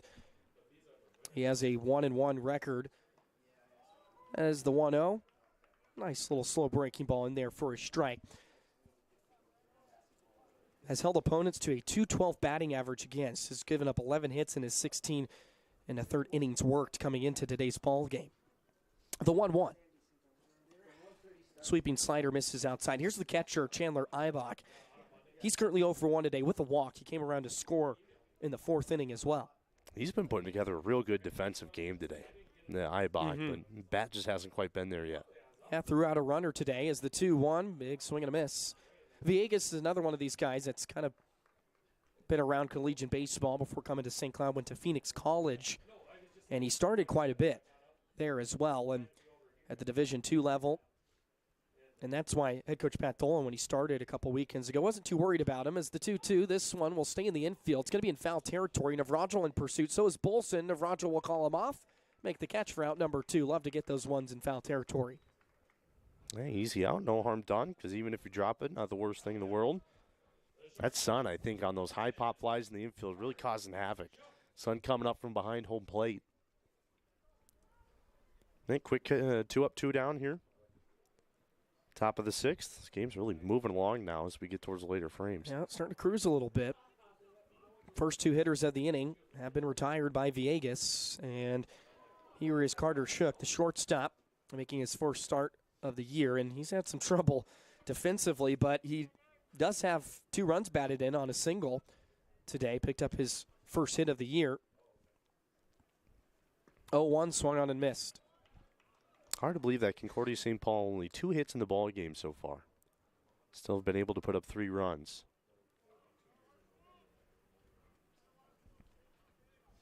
Shook down in the count here. No balls and 2 strikes. Here's Villegas out of the stretch. 0-2, and Shook was able to lay off that breaking ball in the dirt. Villegas from Goodyear, Arizona. Went to Shadow Ridge High School. Got a couple of natives of Arizona on this Husky squad. Nick Bronze is another one of those. 1-2, swung on a miss, strike 3. That's the second strikeout of the day for Villegas. And the Golden Bears go down in order. 5-3 Huskies lead. We're headed to the home half of the 6th inning on the KVSC Sports Stream and the NSIC Network. When it comes to using their wireless phones, drivers everywhere are making safety their most important call. Are you kidding me? You know our curfew. Look, I'm driving now, but I'll be home in a little bit. We'll take care of this then. Stressful or emotional conversations can take your mind off driving. Avoid them behind the wheel. Your wireless phone can be your best safety tool. Don't let it become a distraction. The wireless industry and the Minnesota Department of Public Safety remind you, with wireless, safety is your call. St. Cloud State sports have seen a lot of success in the last couple of years. Everything from winning their first Frozen Face-Off championship to North Star Cup titles and even a national wrestling title. And if you want to be able to witness history firsthand, there's no better way than joining the KVSC sports department. Our sports directors will not only teach you how to broadcast games, but also how to host your own shows. Want to be the next voice of the Huskies? Email the KVSC sports department at sports@kvsc.org or stop in room 27 in the basement of Stewart Hall. Alternative music was awesome in the 90s. Progressive artists and bands had a profound effect on what we call rock music today. The spirit of alternative music is still alive and well. New alt-rock artists are still innovating and changing the music landscape. You want to hear what alternative and progressive music sounds like today? Check out our sister station, KVSC, at 88.1 FM. You can hear the latest in progressive rock, punk, hip-hop, blues, and even folk and bluegrass music. KVSC 88.1 FM, your sound alternative. You're listening to St. Cloud State Baseball on the KVSC Sports Stream. Max Gam will lead things off for St. Cloud State in the bottom of the 6th inning. Huskies lead 5-3 over Concordia St. Paul. This is the series finale here on this Monday afternoon. It wasn't originally scheduled, but with the beautiful weather we're having, we had to get it in, so they were able to have this one. And then tomorrow, St. Cloud State will be right back here for a doubleheader, their midweek series against Upper Iowa. And it looks like those game times maybe be pushed up a little bit with the weather we have rolling in. It's supposed to be maybe 11 o'clock and 1 o'clock for that doubleheader. I did see some rain in the forecast. But follow the socials, right? SCSU Baseball on Twitter, but more importantly, SCSUHuskies.com. That's where you get all the baseball stuff. That's the easy one to do. But here's Max Gam. 0 for 2 today, a couple of ground outs. Holcomb back out on the mound. First two offerings were upstairs. This one is right on the money for a strike. 2 balls and 1 strike to count. John Nett will be on deck. Tate Wallet in the hole. Huskies have scored 2 runs in the last 2 innings. Trying to repeat that as Holcomb comes back with another strike, evens the count at 2 apiece. I've been told to try to figure out how to relate some of these ball players back to me, so I have one for Gam here. Okay. Senior this year out of East Ridge. Well, I've talked about it. I'm from New Prague, as is Luke Tupy on the pitching staff here. Luke Tupy, in his senior year of high school, made it to the Minnesota State High School League State Championship against East Ridge. Okay. Gam was not on the team. But I'm guessing East Ridge won, didn't they? They did. Tupy pitched. He started that game. He pitched a good game, but East Ridge bats a little too hot towards the end there. But he's a good ball team over there at East Ridge. 2-2, a close pitch to take there from Max Gam, but it's ball 3 and runs the count full. Yeah, he was quite the ball player. In All-State, Suburban East All-Conference, and second-team All-Metro. He did it all. Batted .461. They had a Mr. Baseball finalist last year, too. Ben North, I believe his name was. Gam's trying to extend that 4-game hitting streak. Payoff pitch outside for ball 4, so a leadoff walk issued by Holcomb. And I'm hoping to see Tupy here soon. In this pitching rotation. Well, he's been superb, and that was one of the things last year. He got hurt, and it was really frustrating because he had a lot of promise. And this season, in his 4 starts, has just been spectacular. 34 strikeouts and a 2.70 ERA. He's been kind of having some forearm issues, is what we're hearing, and just wanted to make sure he's good to go. And there's no rush, right? Especially when you have a pitching staff that's so deep this season for St. Cloud. You don't need him to rush back. But it would help in stretches of weeks like this as John throws down a bunt. Almost a good one. It's similar that to pesky grass. It is that pesky grass. Mm-hmm. Have to start it about a 1/4 inch to the right a little bit more. That's 1 for 2 today. He had that single back in the 5th inning, came around to score as well. But as I was saying, once you can get those tall left-handers in Tupy and Koenig back, that would really help in these weeks where there's about 4 games a week.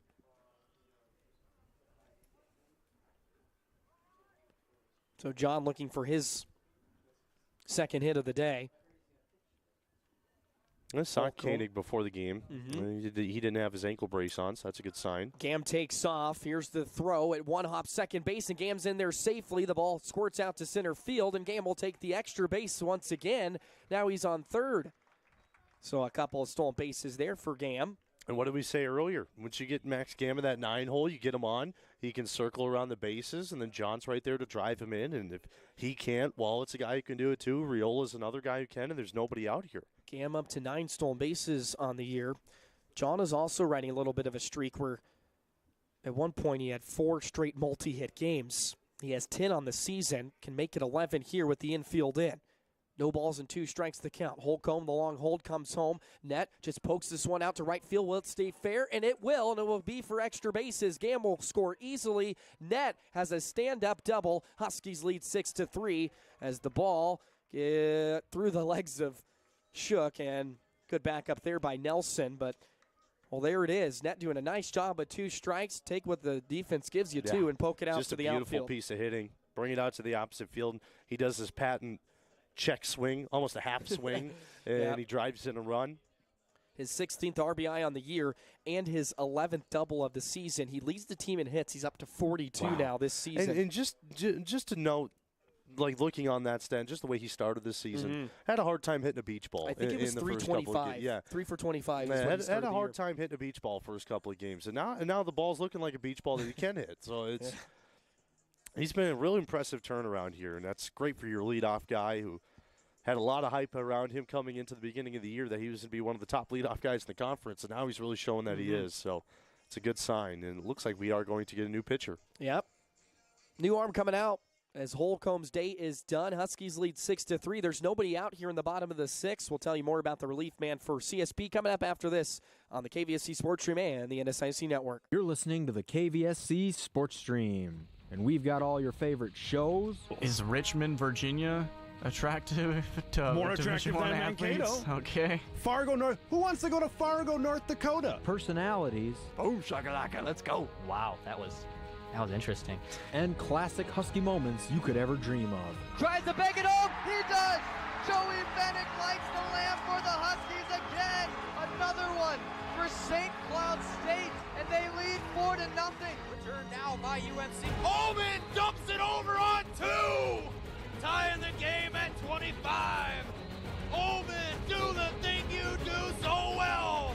To Kenny Walker inside the 5. Walker all the way. Touchdown, St. Cloud State. So for the best sports coverage in the Granite City, be sure to tune in to the KVSC Sports Stream, where it's all Huskies all the time. Returned now by UNC. Holman dumps it over on 2. Tying the game at 25. Holman, do the thing you do so well. Backdoor look shot, scores! Jimmy Murray buries it, and the Huskies are back up 5-4. And that'll do it.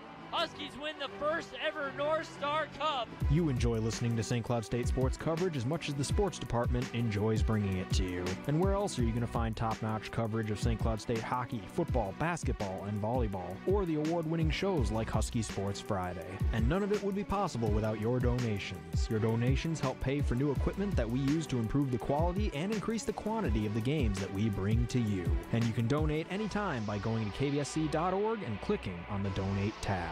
You're live in 5, 4, 3. Oh, sounds like it's time for me to get to work. Welcome into Husky Studios. This is Husky Sports Friday. You're listening to St. Cloud State Baseball on the KVSC Sports Stream. New pitcher on the mound for Concordia St. Paul, and he delivers a first pitch strike to Tate Wallet, who comes up with one man on base. It's John Nett over at second. Nobody out. Huskies have already put up a run thanks to the RBI double from John Nett. And I'll give things over to Sam Getzinger, tell you a little bit more about this new relief man for CSP. Yeah, Wyatt Rudolph on the mound, right-hander coming in from Carver, Minnesota, sophomore this year. So naturally played high school baseball at Chanhassen. I would imagine was a former teammate of Tommy Thompson, who's also from that same area. I just looked at the Chanhassen Redbirds roster. I did not see Mr. Rudolph on there. That would be a good pick up there for that Class C amateur baseball team. But get ready here for the 1-1. Yeah, that one's in there for a strike. Walt didn't like the call, so he falls behind. But town ball's a big thing, man. Oh, yeah. We'll get to that in a little bit. But let's finish the thought on Rudolph here. He seems to be a reliever who can kind of go for a couple of innings if needed. And we are only in the top of the 7th, so he's a guy who could potentially take him the rest of the way if he throws pretty well. Last appearance came back against the University of Mary back on the 5th. He went 2 2/3. Did give up 4 hits, 2 earned runs. But that's a UMary team that can really hit the 1-2 ball. hit sharply, heads up as that gets through the middle infield for a single. Net will be waved around third. He will score without a throw. There's the first hit of the day for Tate Wallet, and it's an RBI single as Wyatt Rudolph had to hit the deck. That one almost took the head off of Rudolph. Luckily, he got out of the way. Athletic move falling down there. Mm-hmm. Another RBI single, though, for Tate Wallet. Yep. This game's really starting to bust open now. Now he's reached the 20 mark for RBIs. Good piece of hitting there. That was a 1-2 pitch, too, and that was a mistake from Rudolph, and Wallet jumped all over it. Yeah. Well, Huskies now push their lead 7-3. They're killing it right now. Bats just keep on moving. 7 hits so far today. They had 6 hits and 9 runs in the bottom of the second yesterday in that game number 2. Not too shabby. Yeah, they were not too shabby. Yeah.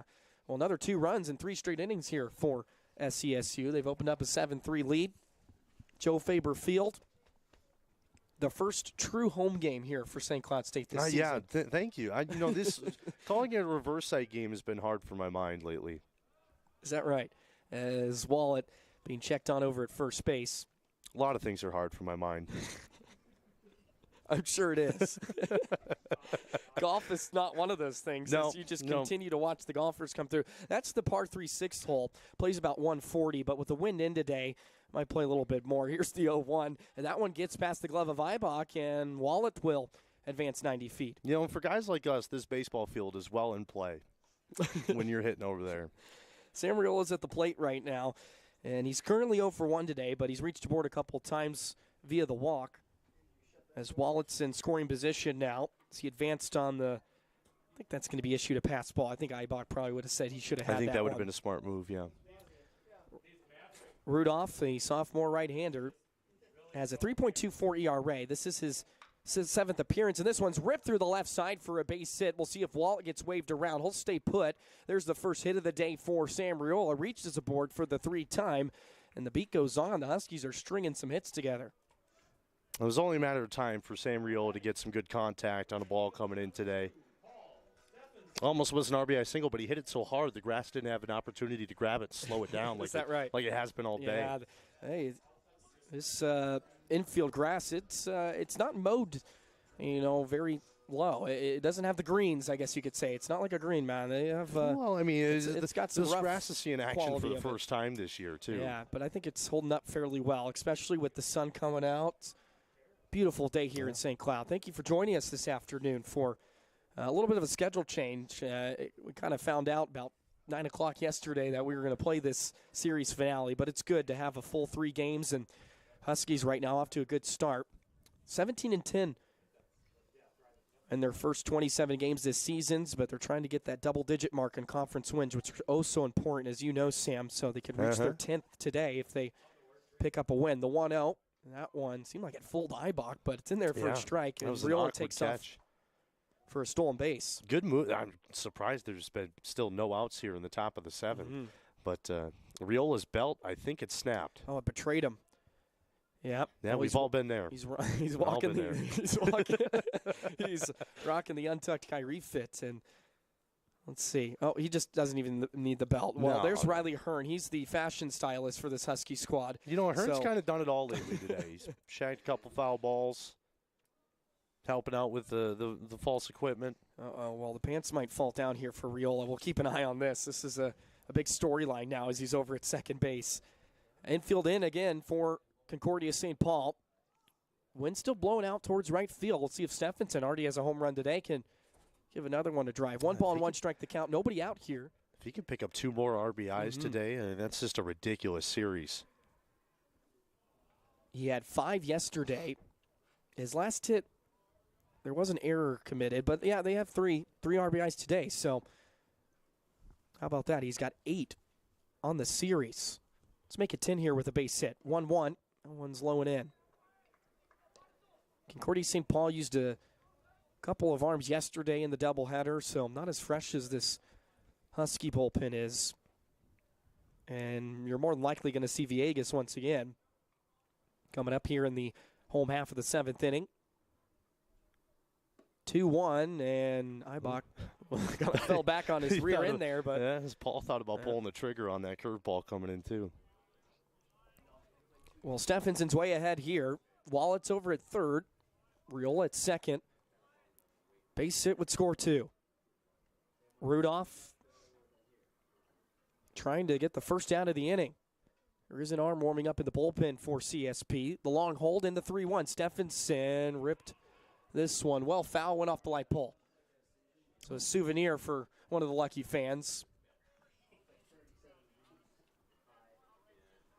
Nice little attendance here. Yeah, it really today opened up here at the rock pile. And why not? It's a beautiful day. Should be pretty nice tomorrow. I think the weather's supposed to turn for the worse later in the afternoon. So hopefully they can get 2 games in against Upper Iowa. Huskies up 7-3 right now. Here's the payoff pitch from Rudolph. Steffensen, strike 3. Tried to hold up. It was a strike nonetheless. And that's the first out of the inning. And that'll bring up Tyler Schiller. That's a tough decision there for Paul, whether you pull the string on that one or not. But, still a great pitch by Rudolph. So that'll bring up the left-handed Schiller. Schiller today has walked once and he's flown out twice. Infield still in with 1 out. And runners on second and third. Rudolph did not start this inning. Holcomb did, and he's just trying to clean up the mess right now. Missed inside to Schiller.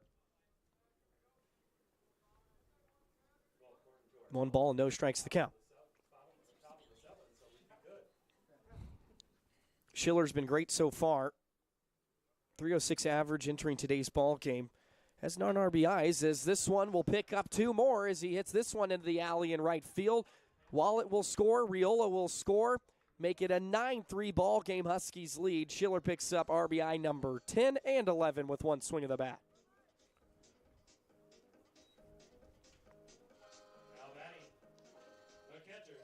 Not too shabby here for St. Cloud. 4 runs in the bottom of the 6th.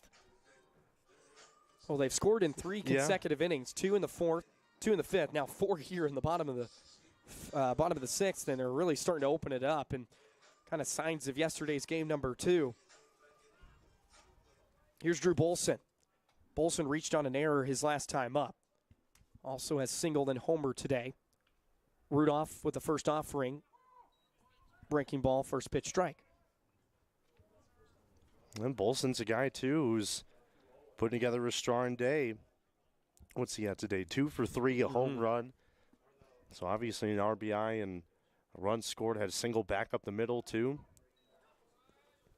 0-1's in there for a strike as well, so he's down in the count. Schiller on first base. We heard Coach Dolan call him the running back of the team in the pregame interview. 1 out.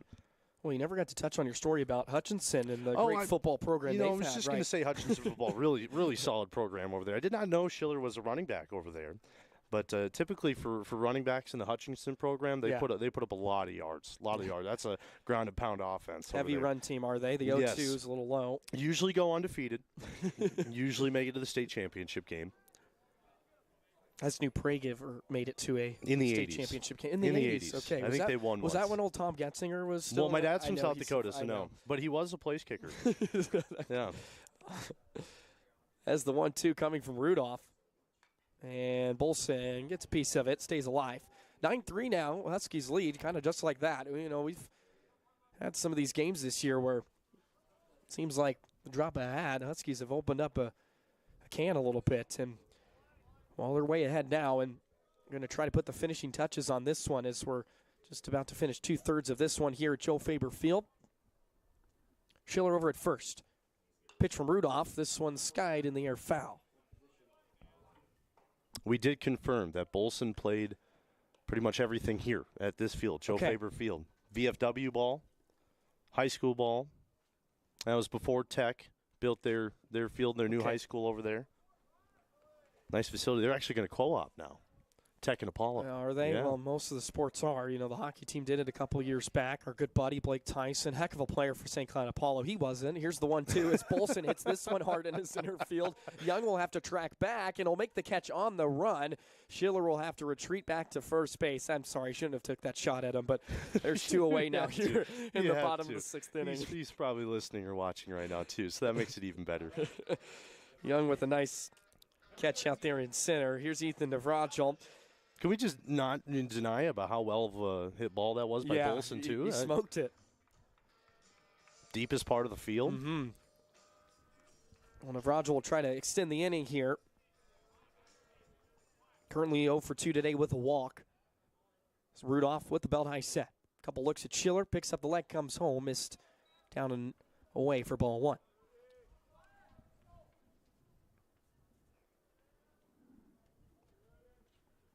Huskies have won 4 out of their last 5 coming into this ball game. Looking for their second weekend series sweep of conference play this year. First one came against Wayne State. Trying to get a little win streak going here. Would be nice. Win streak of 3. Mm-hmm. They can hold on. Really should have been more. The game 3 against Sioux Falls, that was hurt. It really that was did. a bad taste in the mouth. 1-1. Navrajal watches it all the way in the glove and a little outside for ball 2. Yeah, they would have loved to have that one. It was a 6-1 ball game at one point, wasn't it? If I'm not mistaken, out there in Brandon, South Dakota. That was played on a Monday. So a week later, playing game 3 of this series, and Navrajal out in front. That was a change of speeds there, and Navrajal just got a piece of it off the end of the bat.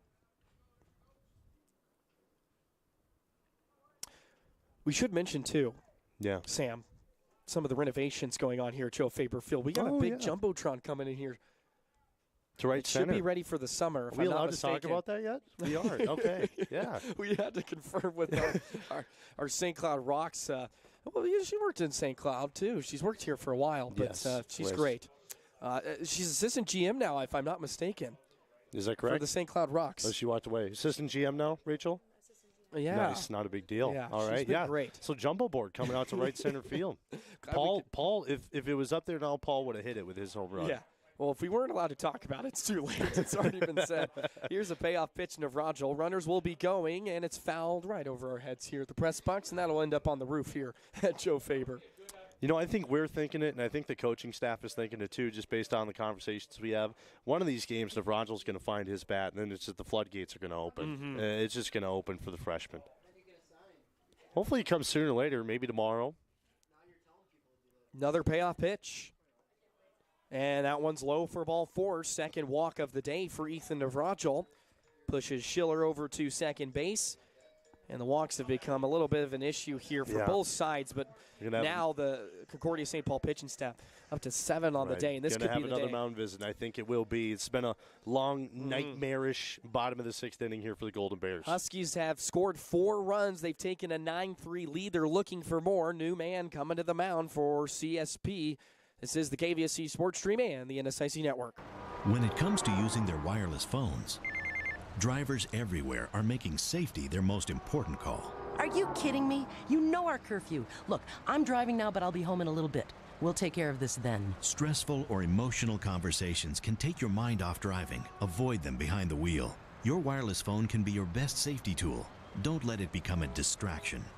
The wireless industry and the Minnesota Department of Public Safety remind you, with wireless, safety is your call. You're listening to the KVSC Sports Stream, and we've got all your favorite shows. Is Richmond, Virginia attractive to More Division attractive I than athletes? Mankato. Okay. Fargo, North. Who wants to go to Fargo, North Dakota? Personalities. Boom shakalaka, let's go. Wow, that was interesting. And classic Husky moments you could ever dream of. Tries to bang it home. He does. Joey Bennett lights the lamp for the Huskies again. Another one for St. Cloud State, and they lead 4-0. Return now by UNC. Holman dumps it over on 2. Tying the game at 25. Holman, do the thing you do so well.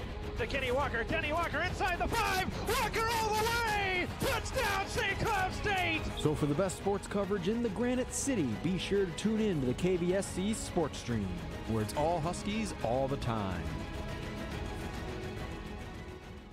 Nalik clubs one into center. Wenzel going back, turns, still going. Bombs away! It's Malik's second home run of the game. Man, that Huskies baseball coverage sounds really good, but I don't know where I can find any more. Colin, you seriously don't know where to get your Huskies baseball coverage? No, I don't, Drew. But do you know? You know, I could tell you, but let's let Lenny do it. Hey, this is Lenny Walker, junior outfielder for St. Cloud State Baseball, and you're listening to the home of the Huskies, the KVSC Sports Stream. You're listening to St. Cloud State Baseball on the KVSC Sports Stream. 2 away here in the bottom of the 6th inning. Huskies lead 9-3. New man on the mound, and Sam Getzinger. Tell me a little bit more about the right-hander from Concordia St. Paul. Yeah, it's 6'1" right-hander, 185 pounds. Eric Lundell out of North Aurora, Illinois, sophomore, making another appearance out of the bullpen. This is his first one since that game back on the 5th against UMary. He went 1 2/3, gave up 4 hits, 1 earned run, 2 walks and a strikeout. So obviously wants to have a better performance than that one. Just needs to pick up one more out here to get out of the bottom of the 6th. But it's a tough bat up at the plate. And Reed Conley coming in, pinch hitting. He's pinch hitting, hits this one on the ground, and it's snared by Lundell. He'll flip over, and that's going to be out number 3. 9-3. Huskies lead on the KVSC Sports Stream and the NSIC Network. Return now by UMC. Ullman dumps it over on 2. Tying the game at 25. Ullman, do the thing you do so well. Backdoor look shot, scores! Jimmy Murray buries it, and the Huskies are back up 5-4. And I'll do it. Huskies win the first ever North Star Cup. You enjoy listening to St. Cloud State sports coverage as much as the sports department enjoys bringing it to you. And where else are you going to find top-notch coverage of St. Cloud State hockey, football, basketball, and volleyball, or the award-winning shows like Husky Sports Friday? And none of it would be possible without your donations. Your donations help pay for new equipment that we use to improve the quality and increase the quantity of the games that we bring to you. And you can donate anytime by going to kvsc.org and clicking on the Donate tab. You're live in 5, 4, 3. Oh, sounds like it's time for me to get to work. Welcome into Husky Studios. This I'm a is teacher. Husky Sports. I live in the South. California is my home. I speak fluent Spanish. No hablo español. I have brown eyes. My eyes are blue. We're very different people, but we do have something in common. I made a donation to the Red Cross. When disaster struck and I needed help, her gift to the American Red Cross changed my life. When you support the American Red Cross, you change a life, starting with your own. Call 1-800-RED-CROSS or visit redcross.org and find out about life-changing opportunities in your area. You're listening to St. Cloud State Baseball on the KVSC Sports Stream. Play 2/3 here at Joe Faber Field. Huskies are leading pretty big right now, 9-3 off of their 9 hits this afternoon in the series finale against Concordia St. Paul. Well, Fabian Villegas finally back out of the mound. That was a long inning there as the Huskies put up 4 runs. So here's Villegas. He retired the Bears in order his last time through the order back in the 6th. As it's the 9-1 and 2 hitters 2 up as Nelson dribbles the first pitch foul down the third baseline. Right now, Concordia St. Paul just needs to get some base runners, see if they can start chipping away at this lead. Well, Bryce Nelson, 0 for 2 today. A couple flyouts to Steffensen out there in right. Good breaking ball there on the corner. Beautiful. Looked like your spinner back in the day. Yeah, coming in at about 45. No balls and 2 strikes to count. Oh, we've had a lot of fun today. It's been a great day. This has been a good day. Beautiful day. 0-2 now from Villegas. Can we make it 3 flyouts to Steffensen as he's in pursuit and it falls foul just about a couple feet or so. Riola was humming over there. That came off, showing the luscious locks he has. He's got a beautiful head of hair. He Sam. does. You know, Sam Riola was on the Huskies Game Prep podcast. That's a shameless plug. Yes, you can catch that on Spotify or wherever Apple you get Podcasts. you should go take a listen to that. We have to do another episode this week, Joey. Yeah, we're thinking about actually, believe it or not, getting assistant coach Doc Swindra. We're thinking about getting him. I'm going to look at the guy who does our guests, and hopefully he can write that down. Yeah, we'll make sure our people get in contact with his people, and we'd love to hear from him. The 0-2.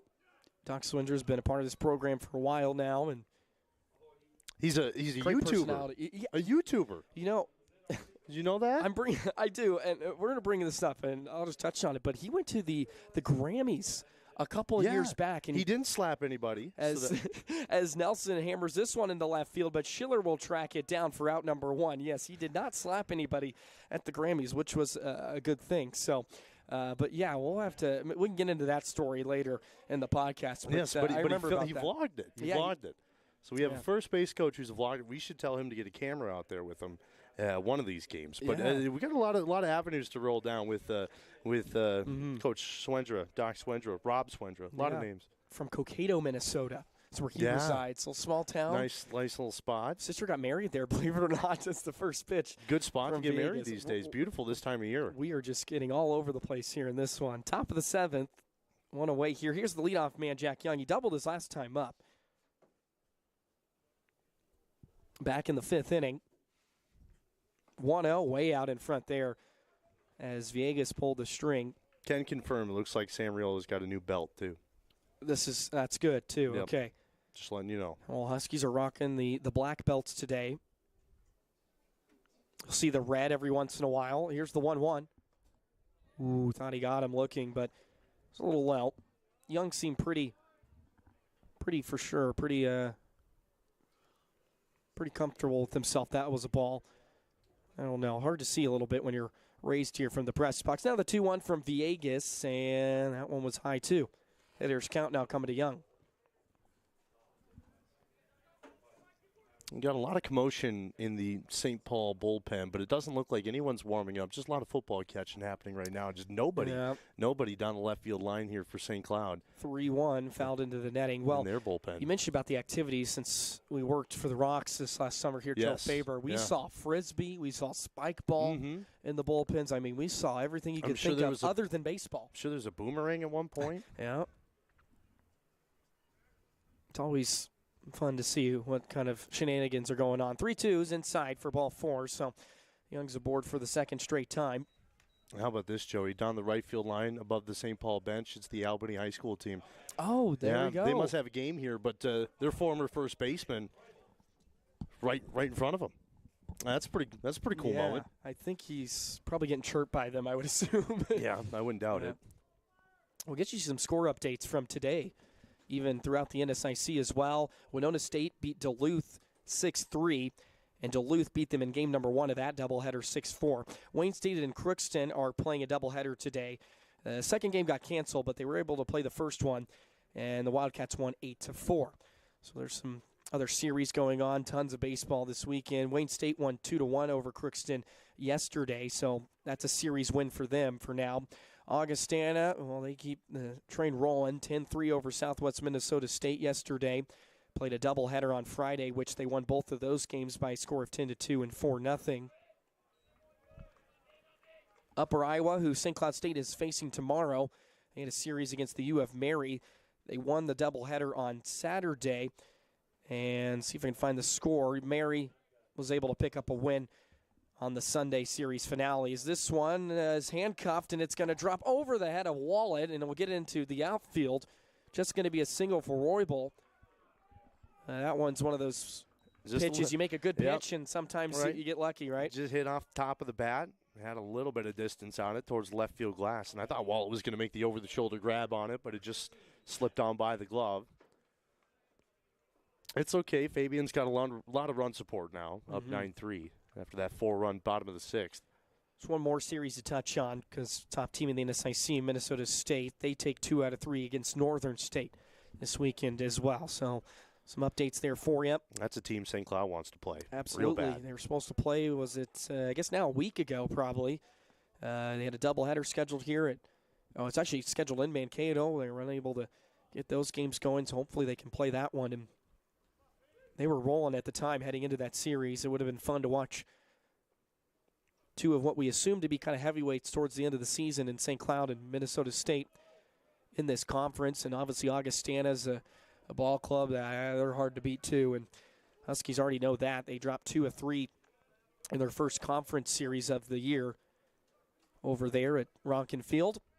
2 balls and no strikes to the count. Villegas has one away here in the top of the 7th inning. Couple of singles for the Golden Bears. There's a strike to Matt Peach on the corner. Peach is 0 for 2 today. He walked back in the 5th inning. Let's see a ground ball here. Would be nice. Riola's playing pretty much directly behind the second base bag. Build high set from Villegas. Couple looks at second. He'll come home. It's in there for a strike. Evens the count at 2 apiece. Yeah, see some of the high school teams rolling in. Dick Putz is being used right now. Yeah. It looks like Albany and Cathedral high school game coming up here at Joe Faber Field after this one. 2-2. This one's hit into center field, and that's going to have to race back. He's at the track, and this one is gone. A 3-run shot for Matt Peach. He got it up in the air, and it just carried and carried over the head of net and over the fence. And just like that, it's a 9-6 ball game. Makes it much more interesting on the 3-run blast from Matt Peach, his third of the year. It's a well-hit ball. Kind of reminded me of Paul Steffensen earlier in the game. Hit off of the rotor sign in deep center field. Just kept on going and going. That would have stayed in play. John would have been there, but that was a well-hit ball. Now Fabian needs to battle back here and just get out of this inning. Good answer here by St. Paul after giving up 4. And they've been doing that here today. They've been down 3 times, and they've been able to pull it to level twice, and now they're trying to do it for the third here. Still need 3 more, but that's a big one right there. Cuts the lead to 3. Only 4 hits on the day, but 6 runs as this one's hit sharply into center, and that's going to get down in front of net and roll all the way to the fence as he tried to make a diving play. And that'll be a double for Wandersea. Well, now you're starting to see these Golden Bears batters really square up on some nice contact on Fabian Villegas. A home run right back up the middle. The previous batter, now a double right back up the middle as well. Net made a good effort at it, sliding in. It's a lot easier said than done, slide, make, grab. Yeah. Well, the fortunate thing is, too, with the grass being a lot of moisture in it, it's not going to roll too far if it gets past you. But those line drives, you got to be very careful. But 1 away now, and Wandersea's in scoring position as Timpson comes up with nothing with his first swing as he faces Villegas. He's 0 for 3 today. Does have a strikeout, a fly out, and a line out to Wallet. But right now, CSP threatening for more. Yeah, I mean, there's no action in the bullpen, though, so Coach Dolan's electing to stay with Fabian. 0-1, slowing away. Well, he got a fly out to begin this inning, and ever since then, a walk and 3 hits. He hasn't thrown bad. They're just starting to figure him out a little bit more.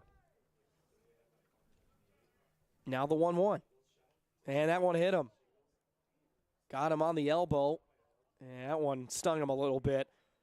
And now he makes his way to first. Yeah, we're going to see some more stretching happening here in the bullpen. Looks like Hobbick's making his way down. Talking to Hobbick a little bit earlier today, he's told me he's in line to start tomorrow, but you never know if things maybe get really out of hand. He has to come in. But yesterday we saw Lanthier, who was supposed to start. He came in relief and then started the next game anyway. Looks like we will get a mound visit, though. Mitch McIntyre will head out to talk to Villegas after he retired the leadoff hitter, and now 5 straight have reached a board for CSP. It's going to be Cal Bromer at the plate, the designated hitter, who's 0 for 3 today. Well, 5 hits, 6 runs, and 9 hits and 9 runs. So this has been a fun both game. teams have been able to put the barrel on the ball. They've been productive, right? They've done some damage. And, you know, if both teams can continue to keep playing the way they have throughout the rest of the season going to the postseason, I mean, these are 2 teams that could easily be in the NSIC tournament, potentially meet later on down the road. I believe they met last year, too, in the NSIC tournament, if I'm not mistaken. I don't believe so. I thought they met in the first. That was in Augustana's home field. I thought they met the first game of that series. I'll look it up. Okay, I'll look it up. Please do. I want to know. But talk a little bit more about Concordia St. Paul. They've been rolling this year in NSIC play. They took down Duluth. They swept Bemidji State. They also split with Northern State Minnesota Crookston.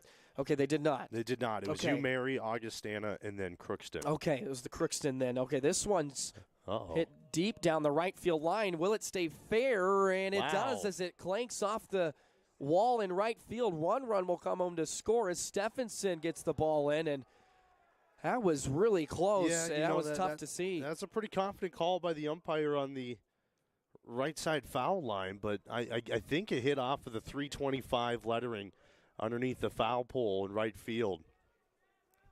Well hit ball. I thought that one was gone off of the bat. Wandersea comes home to score. It's now a 9-7 ball game, and St. Cloud put up 4 in the bottom of the 6th, and now Concordia St. Paul has answered with 4 here. Right back to where we started.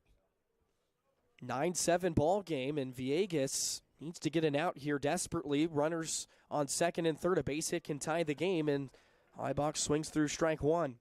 He's 0 for 2 today with a walk. So Habeck is not the one warming up down there. It's a right-hander warming up. Actually looks like Eli Emerson down there. It is. We've seen Eli over the past couple of weeks. He's done a nice job in some of his innings. Here's the 0-1. Eibach gets a piece of it, fouls it off. But Emerson hasn't been in a lot of really tight ball games as of late, so it's going to be more than likely a really highly pressured situation, and it'll be nice to see how he responds. Well, that was a role he was kind of in last season. Now this season, much different. Did pitch in the series last weekend in Sioux Falls, but even then, St. Cloud had quite the lead in their favor. 0-2, and it's fouled off once again to stay alive. Vegas desperately needs a strikeout here. 1 away in the top of the 7th. Vegas only has 1 on the day, or 2, I should say, but he does have the 1 walk. Well, this is kind of turning into another high-scoring affair, which we've seen kind of as of late. The 0-2. Couldn't get him to chase. Good spot. Runners on second and third. Carter Shook is on deck. He does have a base hit and a couple of RBIs today. Eibach has struggled in this series. Native of North Dakota, and now the 1-2. Ring him up, strike 3, got him looking. His third of the day comes at a big spot, and there's the second out of the 7th inning. Comes at a good spot. Fastball low in the zone. Eibach was just buckled on it. Now 2 outs. Don't have to focus on trying to gun down a runner at home. They can just keep one in the infield and get the out over at first base. Now all 9 hitters have come to the plate here in this inning for the Golden Bears. Bryce Nelson, who's on deck, led off the inning with a flyout. So they've done all their work with 1 out here. And they put up 4 runs and have made this game a lot closer down the stretch. First pitch to Shook, and that one's in there for a strike. Bolson lost his thumb guard, so I'll have to pick that one up. We've seen that a couple times this year. What is that? But that's the thumb guard, man. Well, you get these Husky pitchers that are throwing gas. A lot of these catchers these days got a lot of fancy equipment on them. You know, Bolson doesn't have the knee savers, though. Yeah. So I give him props for that. I'm sure you wore knee savers back in the day. The 0-1. This one chopped on the ground. This should do it for the inning, and it will. As Concordia St. Paul cuts the lead to 2. They put up 4 runs, 9-7 Huskies lead. Heading to the bottom of the 7th, you're listening to St. Cloud State Baseball on the KVSC Sports Stream and the NSIC Network. This is the sound of a flat-screen television hurled off a building. Now the new bike your kid wants. These are the things you could have, all cast into oblivion.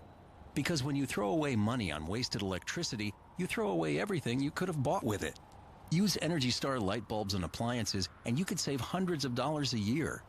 Saving energy saves you money. Learn more at EnergySavers.gov. Brought to you by the U.S. Department of Energy and the Ad Council. I'm a doctor. I'm a teacher. I live in the South. California is my home. I speak fluent Spanish. No hablo español. I have brown eyes. My eyes are blue. We're very different people, but we do have something in common. I made a donation to the Red Cross. When disaster struck and I needed help, her gift to the American Red Cross changed my life. When you support the American Red Cross, you change a life, starting with your own. Call 1-800-RED-CROSS or visit redcross.org and find out about life-changing opportunities in your area. When it comes to using their wireless phones, drivers everywhere are making safety their most important call. Are you kidding me? You know our curfew. Look, I'm driving now, but I'll be home in a little bit. We'll take care of this then. Stressful or emotional conversations can take your mind off driving. Avoid them behind the wheel. Your wireless phone can be your best safety tool. Don't let it become a distraction. The wireless industry and the Minnesota Department of Public Safety remind you, with wireless, safety is your call.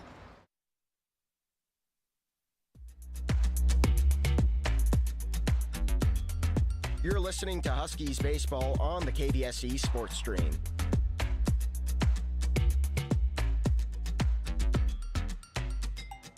Huskies lead 9-7 as we enter the bottom of the 7th inning.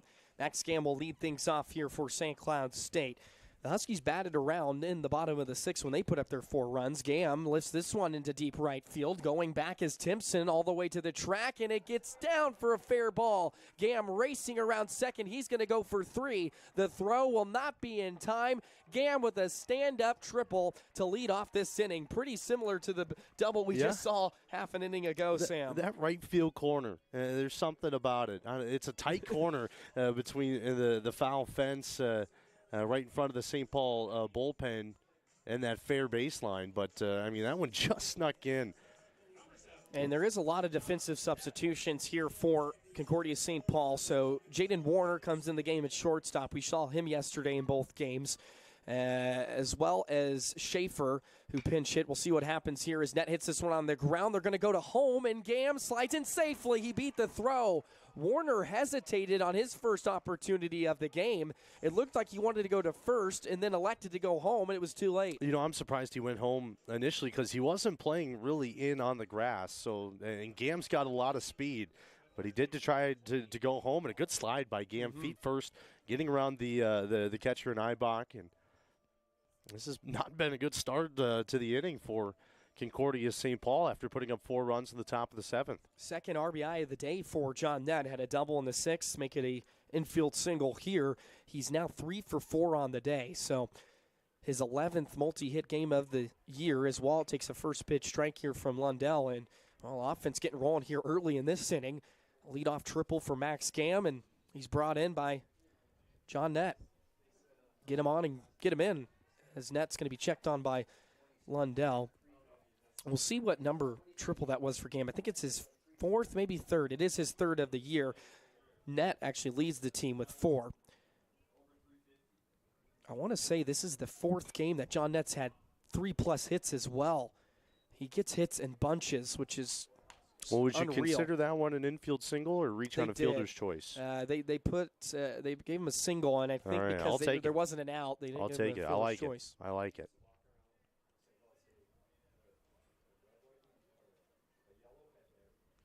And if my eyes serve me correctly, this is the 7th game this season that Nett has had 3+ hits in a ball game. Not bad. Just incredible. Not bad. And he has 3 here today. And he was first pitch swinging on that one. Yep. I think the momentum of that triple kind of got his blood pumping a little bit. It was a well-hit ball to short. As you mentioned, just that too long of a decision to be made by Werner, who just got into the game defensively. And that's a guy you've been pretty high on here after watching him yesterday. But mainly at the plate. Yeah, he's been extremely good. Had a 9-game hitting streak coming into the day, and he roped a double in game number 1.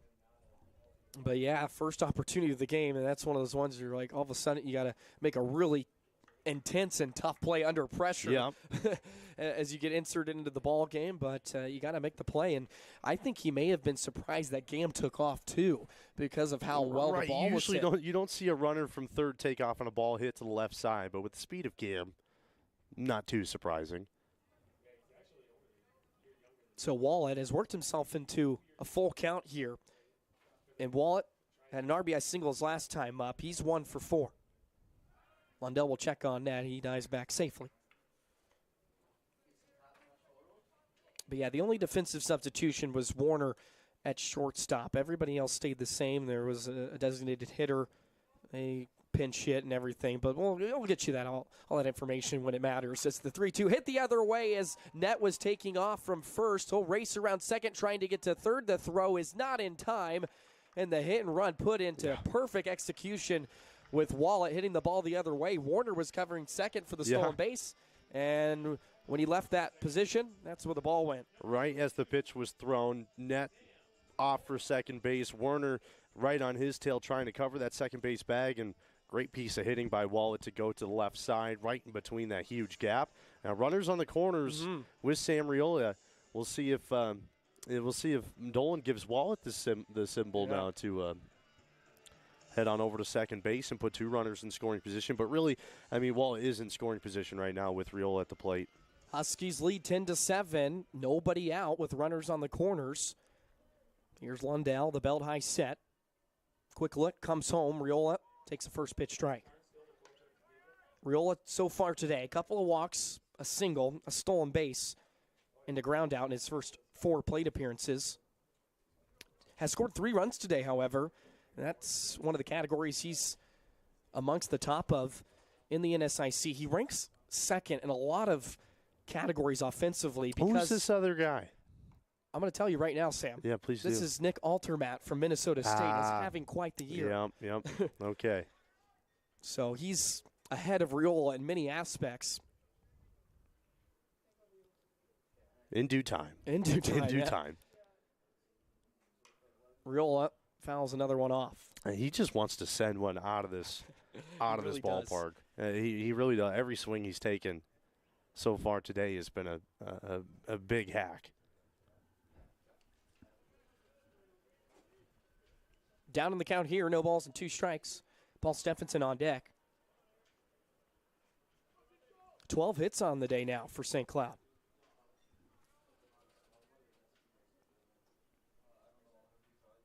The 0-2, Riola hits this one deep into right field. Does it have enough as it goes high off the wall for extra bases? Net will score. Wallet will be held up at third. There's a RBI double for Sam Riola, his 30th run batted in on the year, and the Huskies are up 11-7. Almost took it over. Honestly, I'm surprised that one didn't. If we were still playing in Brandon, South Dakota, that ball would have cleared the fence. But a little bit higher fences here at Joe Faber Field. That ball was tattooed out to the right side.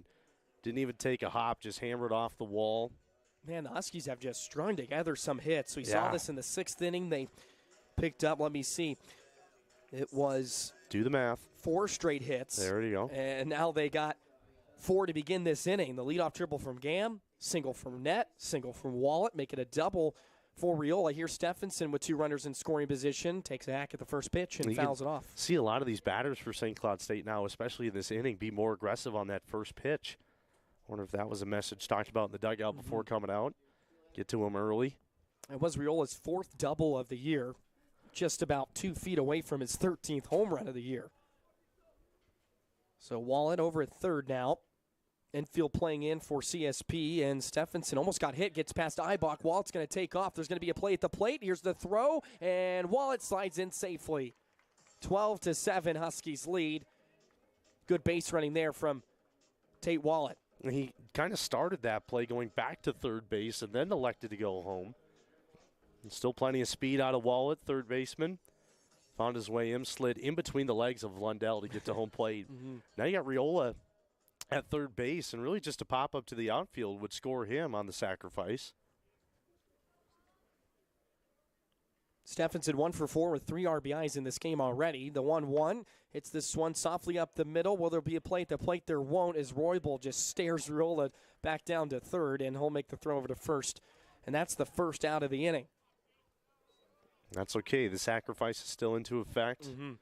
1 out in the bottom of the 7th and a 12-7 game. Did you expect when we saw Duffy and Dahlberg go at it earlier, which felt like 3 hours ago now, that it would get to this point in the game? No, we played 3 innings, and it was a 1-0 game. I was like, oh, we're going to have a low-scoring affair. And all of a sudden, we got 19 combined runs and 19 combined hits.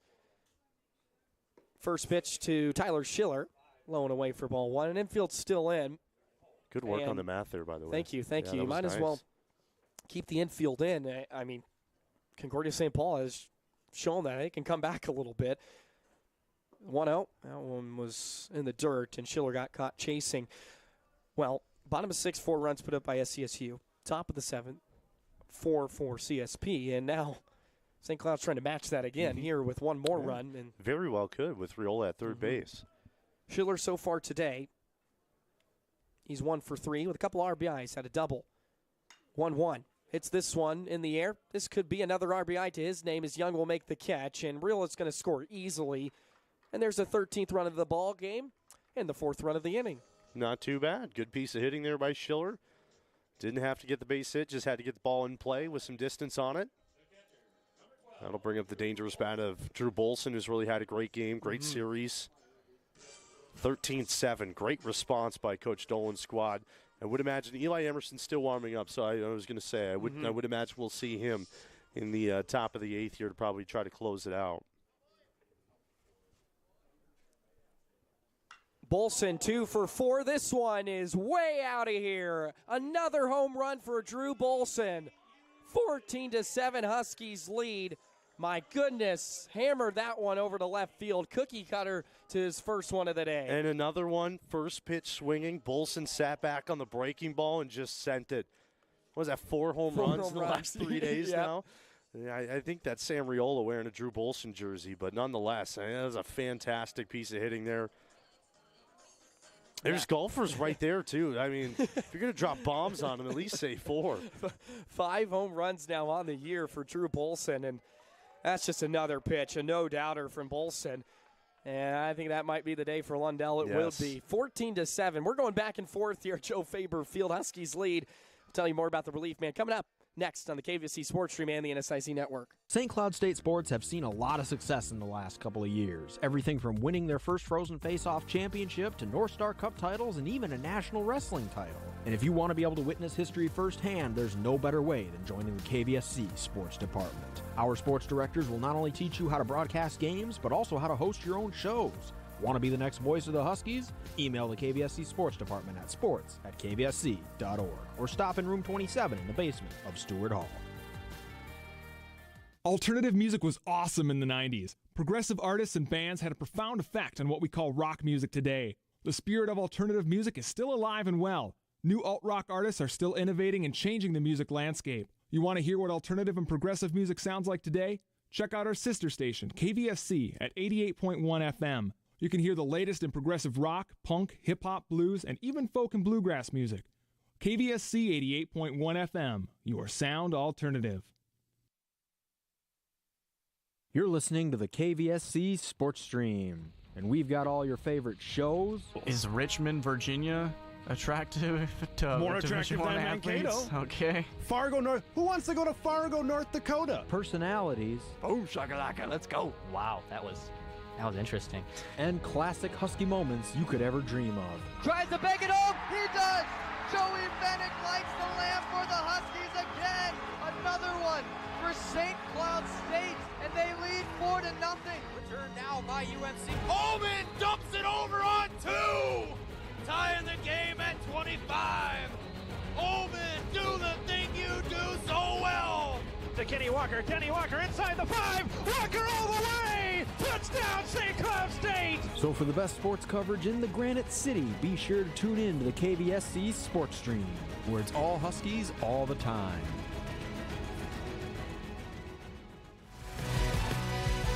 You're listening to St. Cloud State Baseball on the KVSC Sports Stream. Carter Schulte on the mound for Concordia St. Paul, trying to finish this inning out. He'll face Ethan Navrajo, whose first pitch swinging and fouling it off. Here's the freshman from Waterloo, Iowa. The right-hander has only appeared in a couple of games, and we'll have to face Navrajo here, who has walked a couple of times, but 0 for 2 so far. Yeah, hasn't been his best day at the plate, but he has his old high school team directly behind him, and as he was walking up to the plate, they gave him a round of applause as he's fouled off the first 2 pitches. Was just told this early in the game by the commissioner of the league that Ethan Navrajo, and I would imagine a lot of the guys sitting to our right here at Joe Faber Field, played on the first ever Babe Ruth League from Albany. I want to figure out how to word this. The Babe Ruth World Series team from Albany played in there in the under 15, and Navrajo was on that team, and I believe that was played out outside of Seattle, Washington. So Albany baseball, no slouch at all. They got a game here later on today against St. Cloud Cathedral. Are you going to stick around to call it? Well, this is a good spot for Navrajo to pick up a hit again with his high school team right behind him. Well, he's able to check his swing here, so he gets to see another pitch. 2 balls and 2 strikes. You ever play Babe Ruth?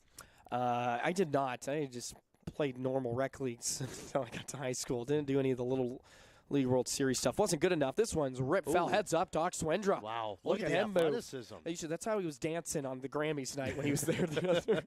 Touch on a little top of the broadcast. He's still athletic over there. We've heard he's quite the men's basketball player in the men's league, too. He said he used to play a little bit. Well, he's got the height for it. Yeah. As here's the pitch from Schulte, 2-2, and this one's hit on the ground right side. It's going to be gobbled up, however, by Roybal, and that's going to end the inning. But the Huskies put up 5 runs. Another home run from Drew Bolson. Who would have thought? Huskies lead 14-7. This is the KVSC Sports Stream and the NSIC Network. What I remember most is the loneliness I felt, the separation from other people. At the end, drinking was no fun for me. Since I've started to attend AA meetings, the greatest gift is that I've become reconnected. I'm part of life again. I really like myself, and that's wonderful. AA is a miracle in my life. Alcoholics Anonymous. It works. Look us up. Check your phone book, newspaper, or AA.org. Call Alcoholics Anonymous at 320-202-1895. St. Cloud State meetings are Tuesdays at 6 p.m. in the Newman Center.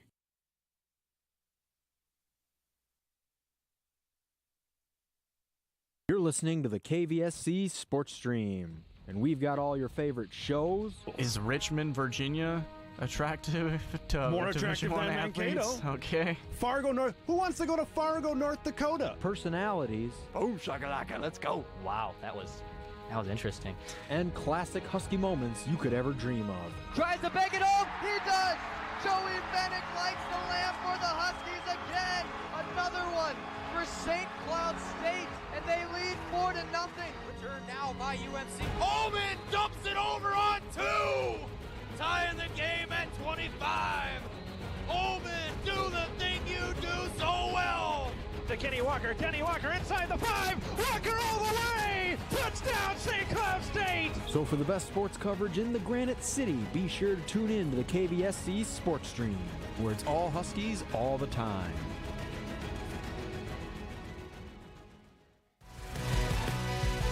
You're listening to St. Cloud State Baseball on the KVSC Sports Stream.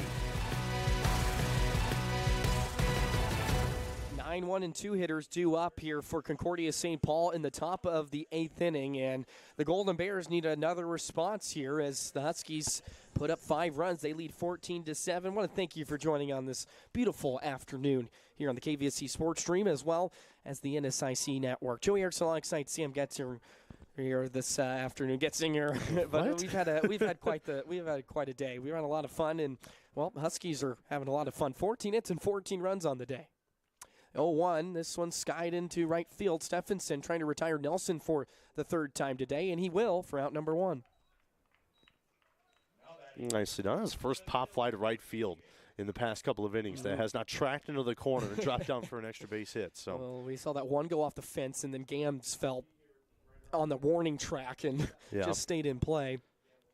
How about the decision here by Coach Dolan to keep Fabian in there after giving up that 4-spot last inning, and a 5-spot by the offense really helps. And you're right, saves the arms, and Fabian's in line for the win here too. And here's the pitch to the leadoff man Young, and I think part of that, I feel like you would have saw Emerson if Viegas was unable to get that inning because you got 2 games tomorrow, and you got 5 here in the next 6 days or so you got to be careful. So if you don't see Eli in this game, you probably will see him tomorrow. Great breaking ball there, just floated in for a strike. Young does have a double today. He scored twice. He walked back in the 7th inning as well. A couple of ground outs to his name. Young's had a good series, however. There's the breaking ball way out in front. And another strike. Make it a 1-ball and 2-strike count. 4 errors combined between the two teams, but Golden Bears have 3 of them. And the Huskies have capitalized on those mistakes today. The 1-2. And half swing check down to first. He wins. Strike 3. That's the 4th of the day for Viegas. Could have peeled on the first base side. I thought he held up. It was close. It was darn close. Darn tootin'. Yeah, darn tootin'. Here's Braden Roybal. He has a couple walks today and a single back in the 7th. He scored all part of that 4-run inning for the Golden Bears. And just when they thought they were within arm's reach, Huskies put a 5 on them. If Fabian could get the 1-2-3 inning here, I think this would be the fastest inning of the game, or half of the inning. We played, 3 hours here this afternoon? Yep. Game started at 1:30. Yep. Coming up on 4:30. 1-0. Missed outside. Still no arms going up there in the St. Paul bullpen. They did just bring in a pitcher at the back half of the bottom of the 7th. Concordia St. Paul is supposed to play tomorrow as well, so they're in a similar situation to St. Cloud. But they're supposed to play over in Minot, North Dakota. Supposedly it snows in the forecast. What I'm hearing. Well, it is Minot. I don't know. So that could hinder that series, but they're supposed to play a doubleheader there, and then they'll be in Sioux Falls for a weekend series against the Cougars. It's not a tough team to go up against, too, in Minot. They've strung together a really solid year, too. What are they, 3rd in the conference right now? We'll confirm this for you, Sam. They are 3rd, 11-4 in conference play. And they're on a 9-game winning streak. So led by a former St. Cloud Rock and R.J. Martinez. Mm-hmm. Have you seen his numbers? No, I imagine they're pretty good. He has, if I'm not mistaken, it was an 0.87 ERA. Not bad. He's a starter, but mind you. And he has been unreal in a couple of his starts. And I don't think he pitched against St. Cloud last year when we went out to Minot. No, he did not. Okay, I don't think he did. As a mound visit from head coach Pat Dolan. I think this is going to be the day. This is going to be the day from Fabian. Usually is when Dolan gives the walkout. So he'll take the ball out of the hands of the tall right-hander. And here comes Emerson. We'll see Eli Emerson. Yeah, we'll tell you a little bit more about him, the Husky reliever, after this. 14-7, there is 2 outs here, top of the 8th. You're listening to St. Cloud State Baseball, KVSC Sports Stream, and the NSIC Network. Malik clubs one into center. Wenzel going back, turns, still going, bombs away! It's Malik's 2nd home run of the game. Man, that Huskies baseball coverage sounds really good, but I don't know where I can find any more. Colin, you seriously don't know where to get your Huskies baseball coverage? No, I don't, Drew, but do you know? You know, I could tell you, but let's let Lenny do it. Hey, this is Lenny Walker, junior outfielder for St. Cloud State Baseball, and you're listening to the home of the Huskies, the KVSC Sports Stream.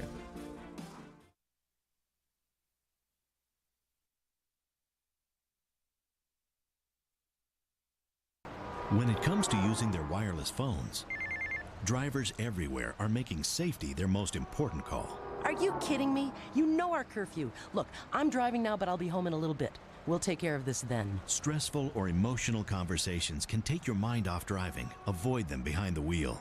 Your wireless phone can be your best safety tool. Don't let it become a distraction.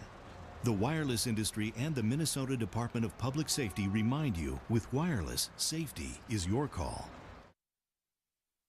St. Cloud State sports have seen a lot of success in the last couple of years. Everything from winning their first Frozen Face-Off championship to North Star Cup titles and even a national wrestling title. And if you want to be able to witness history firsthand, there's no better way than joining the KVSC Sports Department. Our sports directors will not only teach you how to broadcast games, but also how to host your own shows. Want to be the next voice of the Huskies? Email the KVSC Sports Department at sports@kvsc.org or stop in room 27 in the basement of Stewart Hall.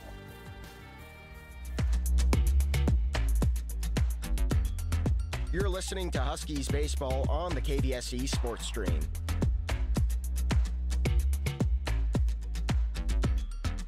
Here's Eli Emerson in the ball game for St. Cloud State. The redshirt sophomore right-hander from Cold Spring, Minnesota, will be making his 4th appearance out of the bullpen. And maybe not as big of a spot as we would have thought when the Huskies put up 5 runs, but very comfortable 14-7 lead. Right. Well, he was warming up back when it was, 9-7 at that point, and since then it's 14-7 now in favor of St. Cloud State. But you mentioned it, 4th appearance on the year. Last 3 appearances, he's gone 1 inning. This is his first time out since the 3rd, back last weekend against Sioux Falls.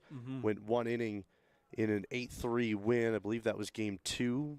On that doubleheader day, and only gave up 1 hit, 1 walk, 1 strikeout, no runs, not too shabby. Yeah, some of his numbers are still a little inflated from his first start in Arkansas, where he got tagged up a couple of times, and he's starting to get a few opportunities here in the past couple of weeks, and he made 9 appearances out of the bullpen last year. He's one of the top relievers for St. Cloud State, and had a 3.24 ERA, held opponents to a 265 batting average, and right now he's been kind of working on those numbers in his last few appearances, which is good to see. Can throw the ball pretty hard, hurl it from the right side as misses down and away. 3 balls and no strikes to start off his day as Matt Peach is at the plate. Bolson's going to come out of the crouch and have a conversation with the right-hander out of Rocori High School, just down the road. Nice I bet he's pretty happy to be back here in the Granite City playing baseball. He was another member of the Waterloo Bucks, so 3 members today. Yeah. From St. Cloud State. Paul, Ryan, and Eli. Eli pitched quite a bit in the summer, too, for the Bucks, and actually led the staff, or tied for the staff in wins. He had 5. Not too bad. In the summer. That's out of the bullpen, so that's pretty Waterloo is a impressive. good team. Not as good as the Rocks, but a good team. 9 of his 15 appearances in the summer were scoreless. Pitched in 20 2/3 innings, and that was a Great Plains East championship right there for the Bucks. I know we've been talking a lot about the Northwoods I know. League, but that's a prominent part of the summer for a lot of these guys. Yeah, as the 3-1, John Nett is going to be playing for the Rocks this summer. It sounds like Luke Tuppe's going to do the same thing, and Ethan Lanthier, true freshman, and even maybe Owen Anderson, who we saw yesterday, are thinking about it. Yeah, why not? Which would be great. It's a great collegiate baseball summer league, that's for sure. You get a lot of great players come up. As the 3-2, and Peach fouls it off as Roybal took off from first. Yeah, smart move run on the 3-2. Have to. Yeah, 2 outs. Runners will be moving.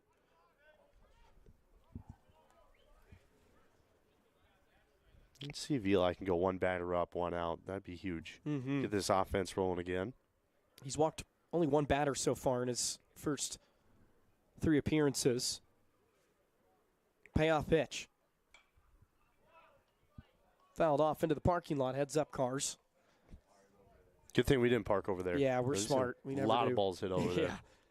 It was funny yesterday because University Northwestern, where the majority of the parking right behind the outfield fence, and talking to with the home run balls one being of the, hit. One of the colleagues, he goes, "I'm not going to be surprised if I have a hole in my back windshield." Yeah. With the way Riol and Bolson were teeing off there a little bit. Another payoff pitch coming from Eli Emerson. Strike 3. He got him looking. Great pitch there from Eli Emerson. Strikes out Matt Peach. Huskies lead 14-7. They hold Concordia St. Paul off the board. Headed to the bottom of the 8th here on the KVSC Sports Stream and NSIC Network. What I remember most is the loneliness I felt, the separation from other people. At the end, drinking was no fun for me. Since I've started to attend AA meetings, the greatest gift is that I've become reconnected. I'm part of life again. I really like myself, and that's wonderful. AA is a miracle in my life. Alcoholics Anonymous. It works. Look us up. Check your phone book, newspaper, or AA.org. Call Alcoholics Anonymous at 320-202-1895. St. Cloud State meetings are Tuesdays at 6 p.m. in the Newman Center. This is the sound of a flat-screen television hurled off a building. Now the new bike your kid wants. These are the things you could have, all cast into oblivion. Because when you throw away money on wasted electricity, you throw away everything you could have bought with it. Use Energy Star light bulbs and appliances, and you could save hundreds of dollars a year. Saving energy saves you money. Learn more at EnergySavers.gov. Brought to you by the U.S. Department of Energy and the Ad Council.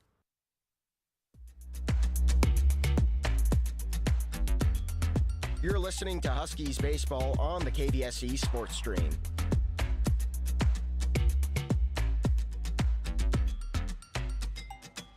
Welcome back to Joe Faber Field. Huskies lead 14-7. We're entering the bottom of the 8th inning. Mason Primus will lead things off here. He's going to pinch hit for Reed Conley, who pinch hit for Cameron Vollmer earlier in the ball game as well. Mason Primus, 21 at-bats so far on the year. He pinch hit yesterday a couple of times. He went 0 for 1 in both of his efforts, so 0 for 2 in the doubleheader. Joe, Primus at the plate from Macquarie. Eli Emerson also from Macquarie. So we got the Cold Spring connection here in for St. Cloud State. Primus was a former quarterback for St. Cloud State. He was, yeah. Third string behind Dwayne Lawhorn and Justin Check. Remember those days, old Longhorn slinging around old Husky Stadium. He picked up a win at the quarterback spot against Concordia St. Paul. So fitting. He's coming into this game. Okay. Well, maybe we can let's pick up a bomb here. That'd be nice. There's some golfers on the 6th green, so let's see if Primus can touch him out there. That's quite a ways. But about a 500-foot home run. But, I mean, crazier things have happened. 2-1 upstairs. Gamma's on deck, and then turn the lineup over for John Nett. Look at the traffic on the course here, Joey. Really opening up as we get to the time that people get off work. Here's Schulte on the mound with the 3-1. That's ball 4. So Primus walks, and he's aboard.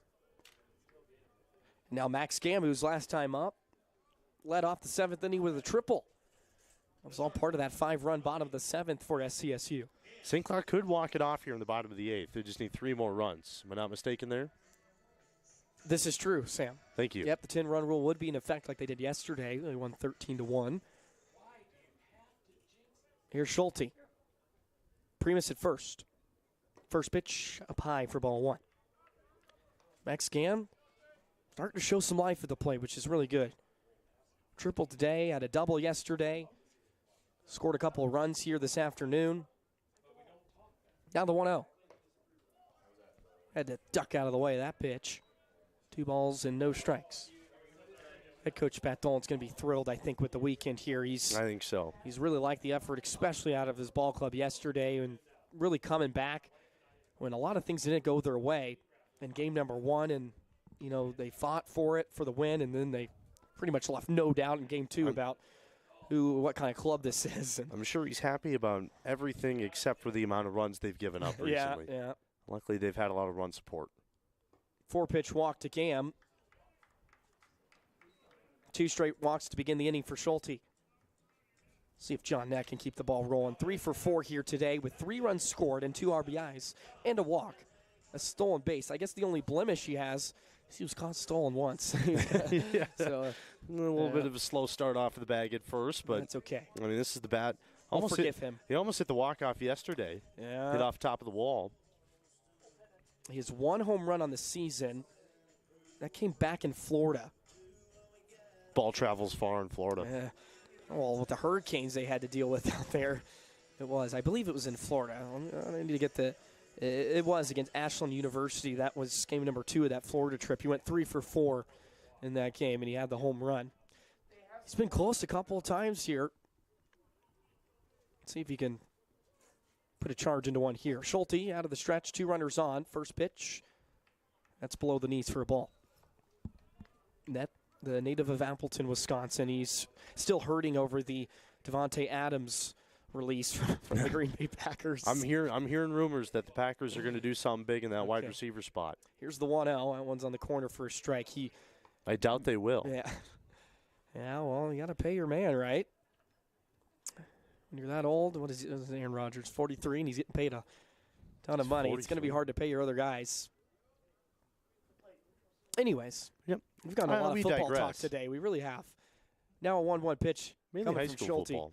That is true, which is good. That one gets past Eibach, and he just seemed like he's had enough today. That was not usually you hustle back for those ones, but you can tell he was a little upset with that. Yeah, he's had enough a little bit, but that'll allow Primus and Gam to advance 90 feet. Right-hander warming up for St. Paul. Yeah, it's been a busy day for Eibach behind the plate. Well, Ned is now up to 17 RBIs on the year. Infield's going to come in. Might as well get the practice, even if the game may be over. But you never know. 2-1. It's in there for a strike at the chest. It's been a little bit more reserved in this at-bat. Mm-hmm. Huskies will try to finish this off in the top of the 9th. I think Eli Emerson's probably going to come out, finish this one off for SCSU. Schulte just trying to get out of the inning. Nobody out here. You walk the first 2 hitters of the inning. 2-2 and fought it off. Defensive swing there from the leadoff hitter.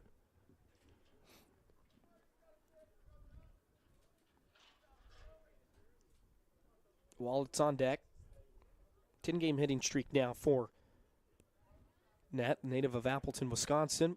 The infield's playing in. Last time he just slapped it right over the top. Yeah, poked it for field. a double. See if he can do it again here with the 2-2. Ooh, heads up. Had to duck out of that one. That was a curveball. Even if he got hit, that would have been okay. Better than the fastball in the upper region. He's a tough guy. I think he would have been just fine. Runs the count full, however. Schulte glaring in.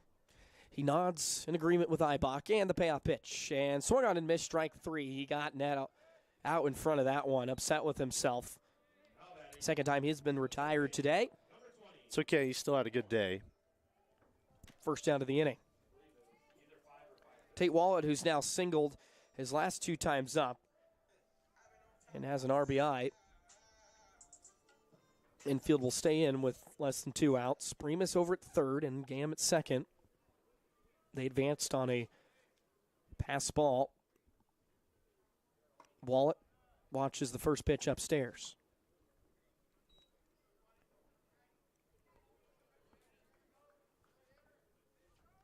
(14-7), Huskies lead. One down here in the bottom of the 8th inning. 14 hits for the Huskies today. First 2 offerings from Schulte, miss high.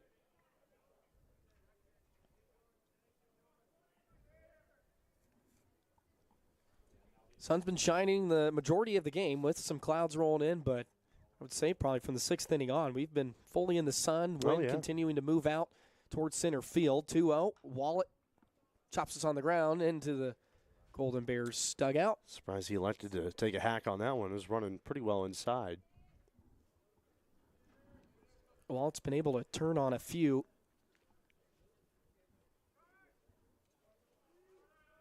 Two home runs on the year, but 8 doubles. Usually good at finding the gaps. He's extended his hitting streak to 6 games as the 2-1. That one trying to pull it down the first baseline. Foul, though. Heads up, Doc Swindler over there. Walt's coming for you. He's getting out of the way of all those. And you got to really hit a frozen rope at him to catch him off guard. Dolan's been hit once, but it was really soft. It was really soft when it hit him, and he played it up to be like it was really hard as the 2-2s fouled straight back. I think that's the only base coaches that have been hit this season from what I can remember. Is Dolan got hit on a ground ball, hit him off the ankle, but it wasn't very hard, so everything was okay there. Yeah, ball off the ankle is never good, though. And I did joke about it. I was like, well, that's not a good case if you want playing time. Hit your head coach. Everything was all right, though. 2 balls and 2 strikes here. Wallet hits this one. Right side. It's going to be gobbled up by Roybal. They'll throw it over for out number 2. So job well done by the CSP infield. 4-3 put out. 2 away here. Riola, see if he can get a 2-out hit. Driving a couple more runs. Why not? Already picked up his 30th RBI in his last at-bat with a double to right field. Almost putting over the fence. Hit about 3/4 of the way up. Real close. I imagine this time he wants to finally clear it for the first time in his St. Cloud State career. 3-run shot would end this one. Just to throw that out there. Just to mention it. He does have a walk-off sort of home run this year. It was a 10-run rule. They were the away team, however, but it was against the University of Mary. He ended the game on a 2-run home run. I guess they were the home team in that series, and that was back in Colorado Springs when they faced U of Mary. And very hard to 10-run U Mary, especially this year. Yeah, 13-3 victory back on that trip. I don't believe St. Cloud's scheduled to see the Marauders this year. I could be completely wrong on that as the 1-0's well high. Their next series against Upper Iowa, they have a weekend series against Southwest Minnesota State this upcoming weekend, and they actually do go see U of Mary and Bismarck, so that will be at the beginning of May, so right around when before we graduate, huh? Yeah. Should we go do those games together? Might be our last few, right? Might as well. 2-0. That is a hefty drive out there. I think we will skip the Minot series. I don't think we'll head out there. That's on graduation day. Unless you want to skip that with me, bud. I don't. No, I think we have to go to that. Okay, fine. I guess with the parents coming up, we should probably stay in town. Although Minot. Are you even going to graduate? Are you sure about this? I still fight for it. I'm fighting for it. Down to the wire here. 2 balls and 1 strike to count to Riola. How'd your presentation go yesterday? Real good. Real good. Went real good. 2 away here in the bottom of the 8th. Strike 2 on the outside corner. Was supposed to go for 8 minutes, went for 20. Attaboy. Yeah, so I had to shave it down. As you can tell, I like to spew hot air. Yeah, so that helped. Don't we all, right? 2's on the board. 2's at the plate. Riola, already a couple hits today.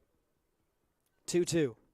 This one is hit high and deep to left field. I don't know if Doesn't it has have enough. Tracking back is Young to the track, and that ball is off the top of the wall. It'll stay in. Riola's racing around second as 2 runs come home to score. And it's a triple for Sam Riola. That ball was in the air forever. You are kidding me. It hit off, I think, the very top of the fence. Initially off the bat, that's a no-doubter. Then as it's sitting up in the air, it's like, oh, that's a pop fly to left field. Then as it gets closer, it's off of the base of the wall. I feel like the left fielder in Peach and the center fielder Young just had no idea where it was, or else they probably could have camped underneath it. The anticipation was we had to wait a while. Is this the ball field that's going to hold Sam Riola at the very, very closest inch? Steffensen trying to end this one now with a base hit. But Gam and Primus score. It's now 16-7. Riola was at second base when the ball hit off the wall.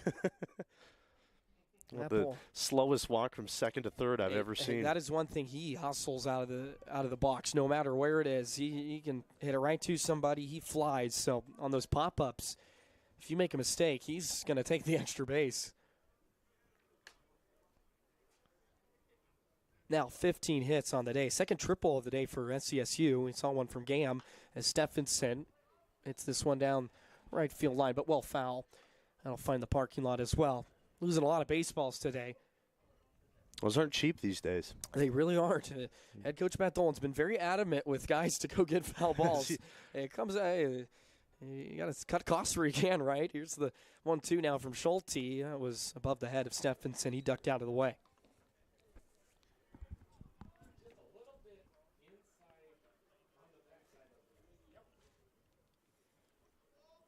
Two balls and two strikes.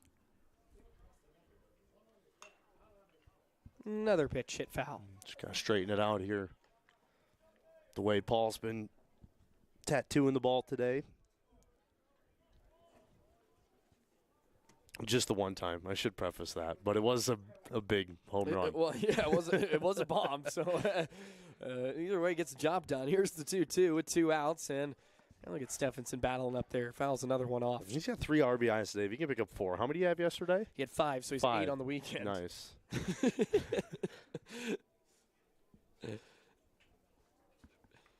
Two's on the board once again. One more run would finish this one off. Got the boys all standing up in the dugout for St. Cloud. 2-2. One's outside. Make it a full count. Tyler Schiller waiting on deck if he gets an opportunity. He's got a quiet 3 RBI day too. Yeah, that's I talked about with head coach Pat Dolan at the beginning of the day about how talk about Tyler Schiller and just kind of gets overshadowed by some of these guys, and he's having quite the year. There's a walk there for Paul Steffensen. He battled. And another mound visit, and another pitcher coming in for Concordia's St. Paul. 16-7, Huskies lead. They're trying to finish this one off here in the bottom of the 8th. You're listening to St. Cloud State Baseball on the KVSC Sports Stream, watching an SIC network. What I remember most is the loneliness I felt, the separation from other people. At the end, drinking was no fun for me. Since I've started to attend AA meetings, the greatest gift is that I've become reconnected. I'm part of life again. I really like myself, and that's wonderful. AA is a miracle in my life. Alcoholics Anonymous. It works. Look us up. Check your phone book, newspaper, or AA.org. Call Alcoholics Anonymous at 320-202-1895. St. Cloud State meetings are Tuesdays at 6 p.m. in the Newman Center. This is the sound of a flat-screen television hurled off a building. Now the new bike your kid wants. These are the things you could have, all cast into oblivion. Because when you throw away money on wasted electricity, you throw away everything you could have bought with it. Use Energy Star light bulbs and appliances, and you could save hundreds of dollars a year. Saving energy saves you money. Learn more at EnergySavers.gov. Brought to you by the U.S. Department of Energy and the Ad Council. I'm a doctor. I'm a teacher. I live in the South. California is my home. I speak fluent Spanish. No hablo español. I have brown eyes. My eyes are blue. We're very different people, but we do have something in common. I made a donation to the Red Cross. When disaster struck and I needed help, her gift to the American Red Cross changed my life. When you support the American Red Cross, you change a life, starting with your own. Call 1-800-RED-CROSS or visit redcross.org and find out about life-changing opportunities in your area.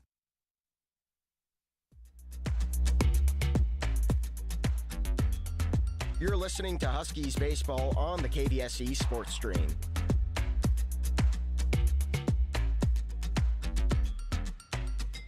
2 away here in the bottom of the 8th inning. Tyler Schiller at the plate. New pitcher on the mound. Sam Getziger, tell me a little bit more about Logan Schaefer. 6 feet tall, 182 pounds, right-handed pitcher, sophomore from Rosemount, Minnesota. Logan Schaefer pitching for the first time since the 5th of this month against UMary. Gave up 6 runs in that game, 5 of them earned in an inning and 2/3 work. And a pass ball is going to end the ball game. So very anticlimactic on the one pitch from Schaefer. Eibach, let's just say he's had enough for the day. So that's going to win the ball game. Huskies run rule Concordia St. Paul for the second time in this series. They win 17-7. They now have a 3-game win streak and make it 3 straight series wins for SCSU. But what a game it was here. It started off a pitcher's duel, and then the floodgates opened up for both teams, and the Huskies pick up another much-needed win. Yeah, absolutely. This is a slow start to the game for both teams. First 3 innings, not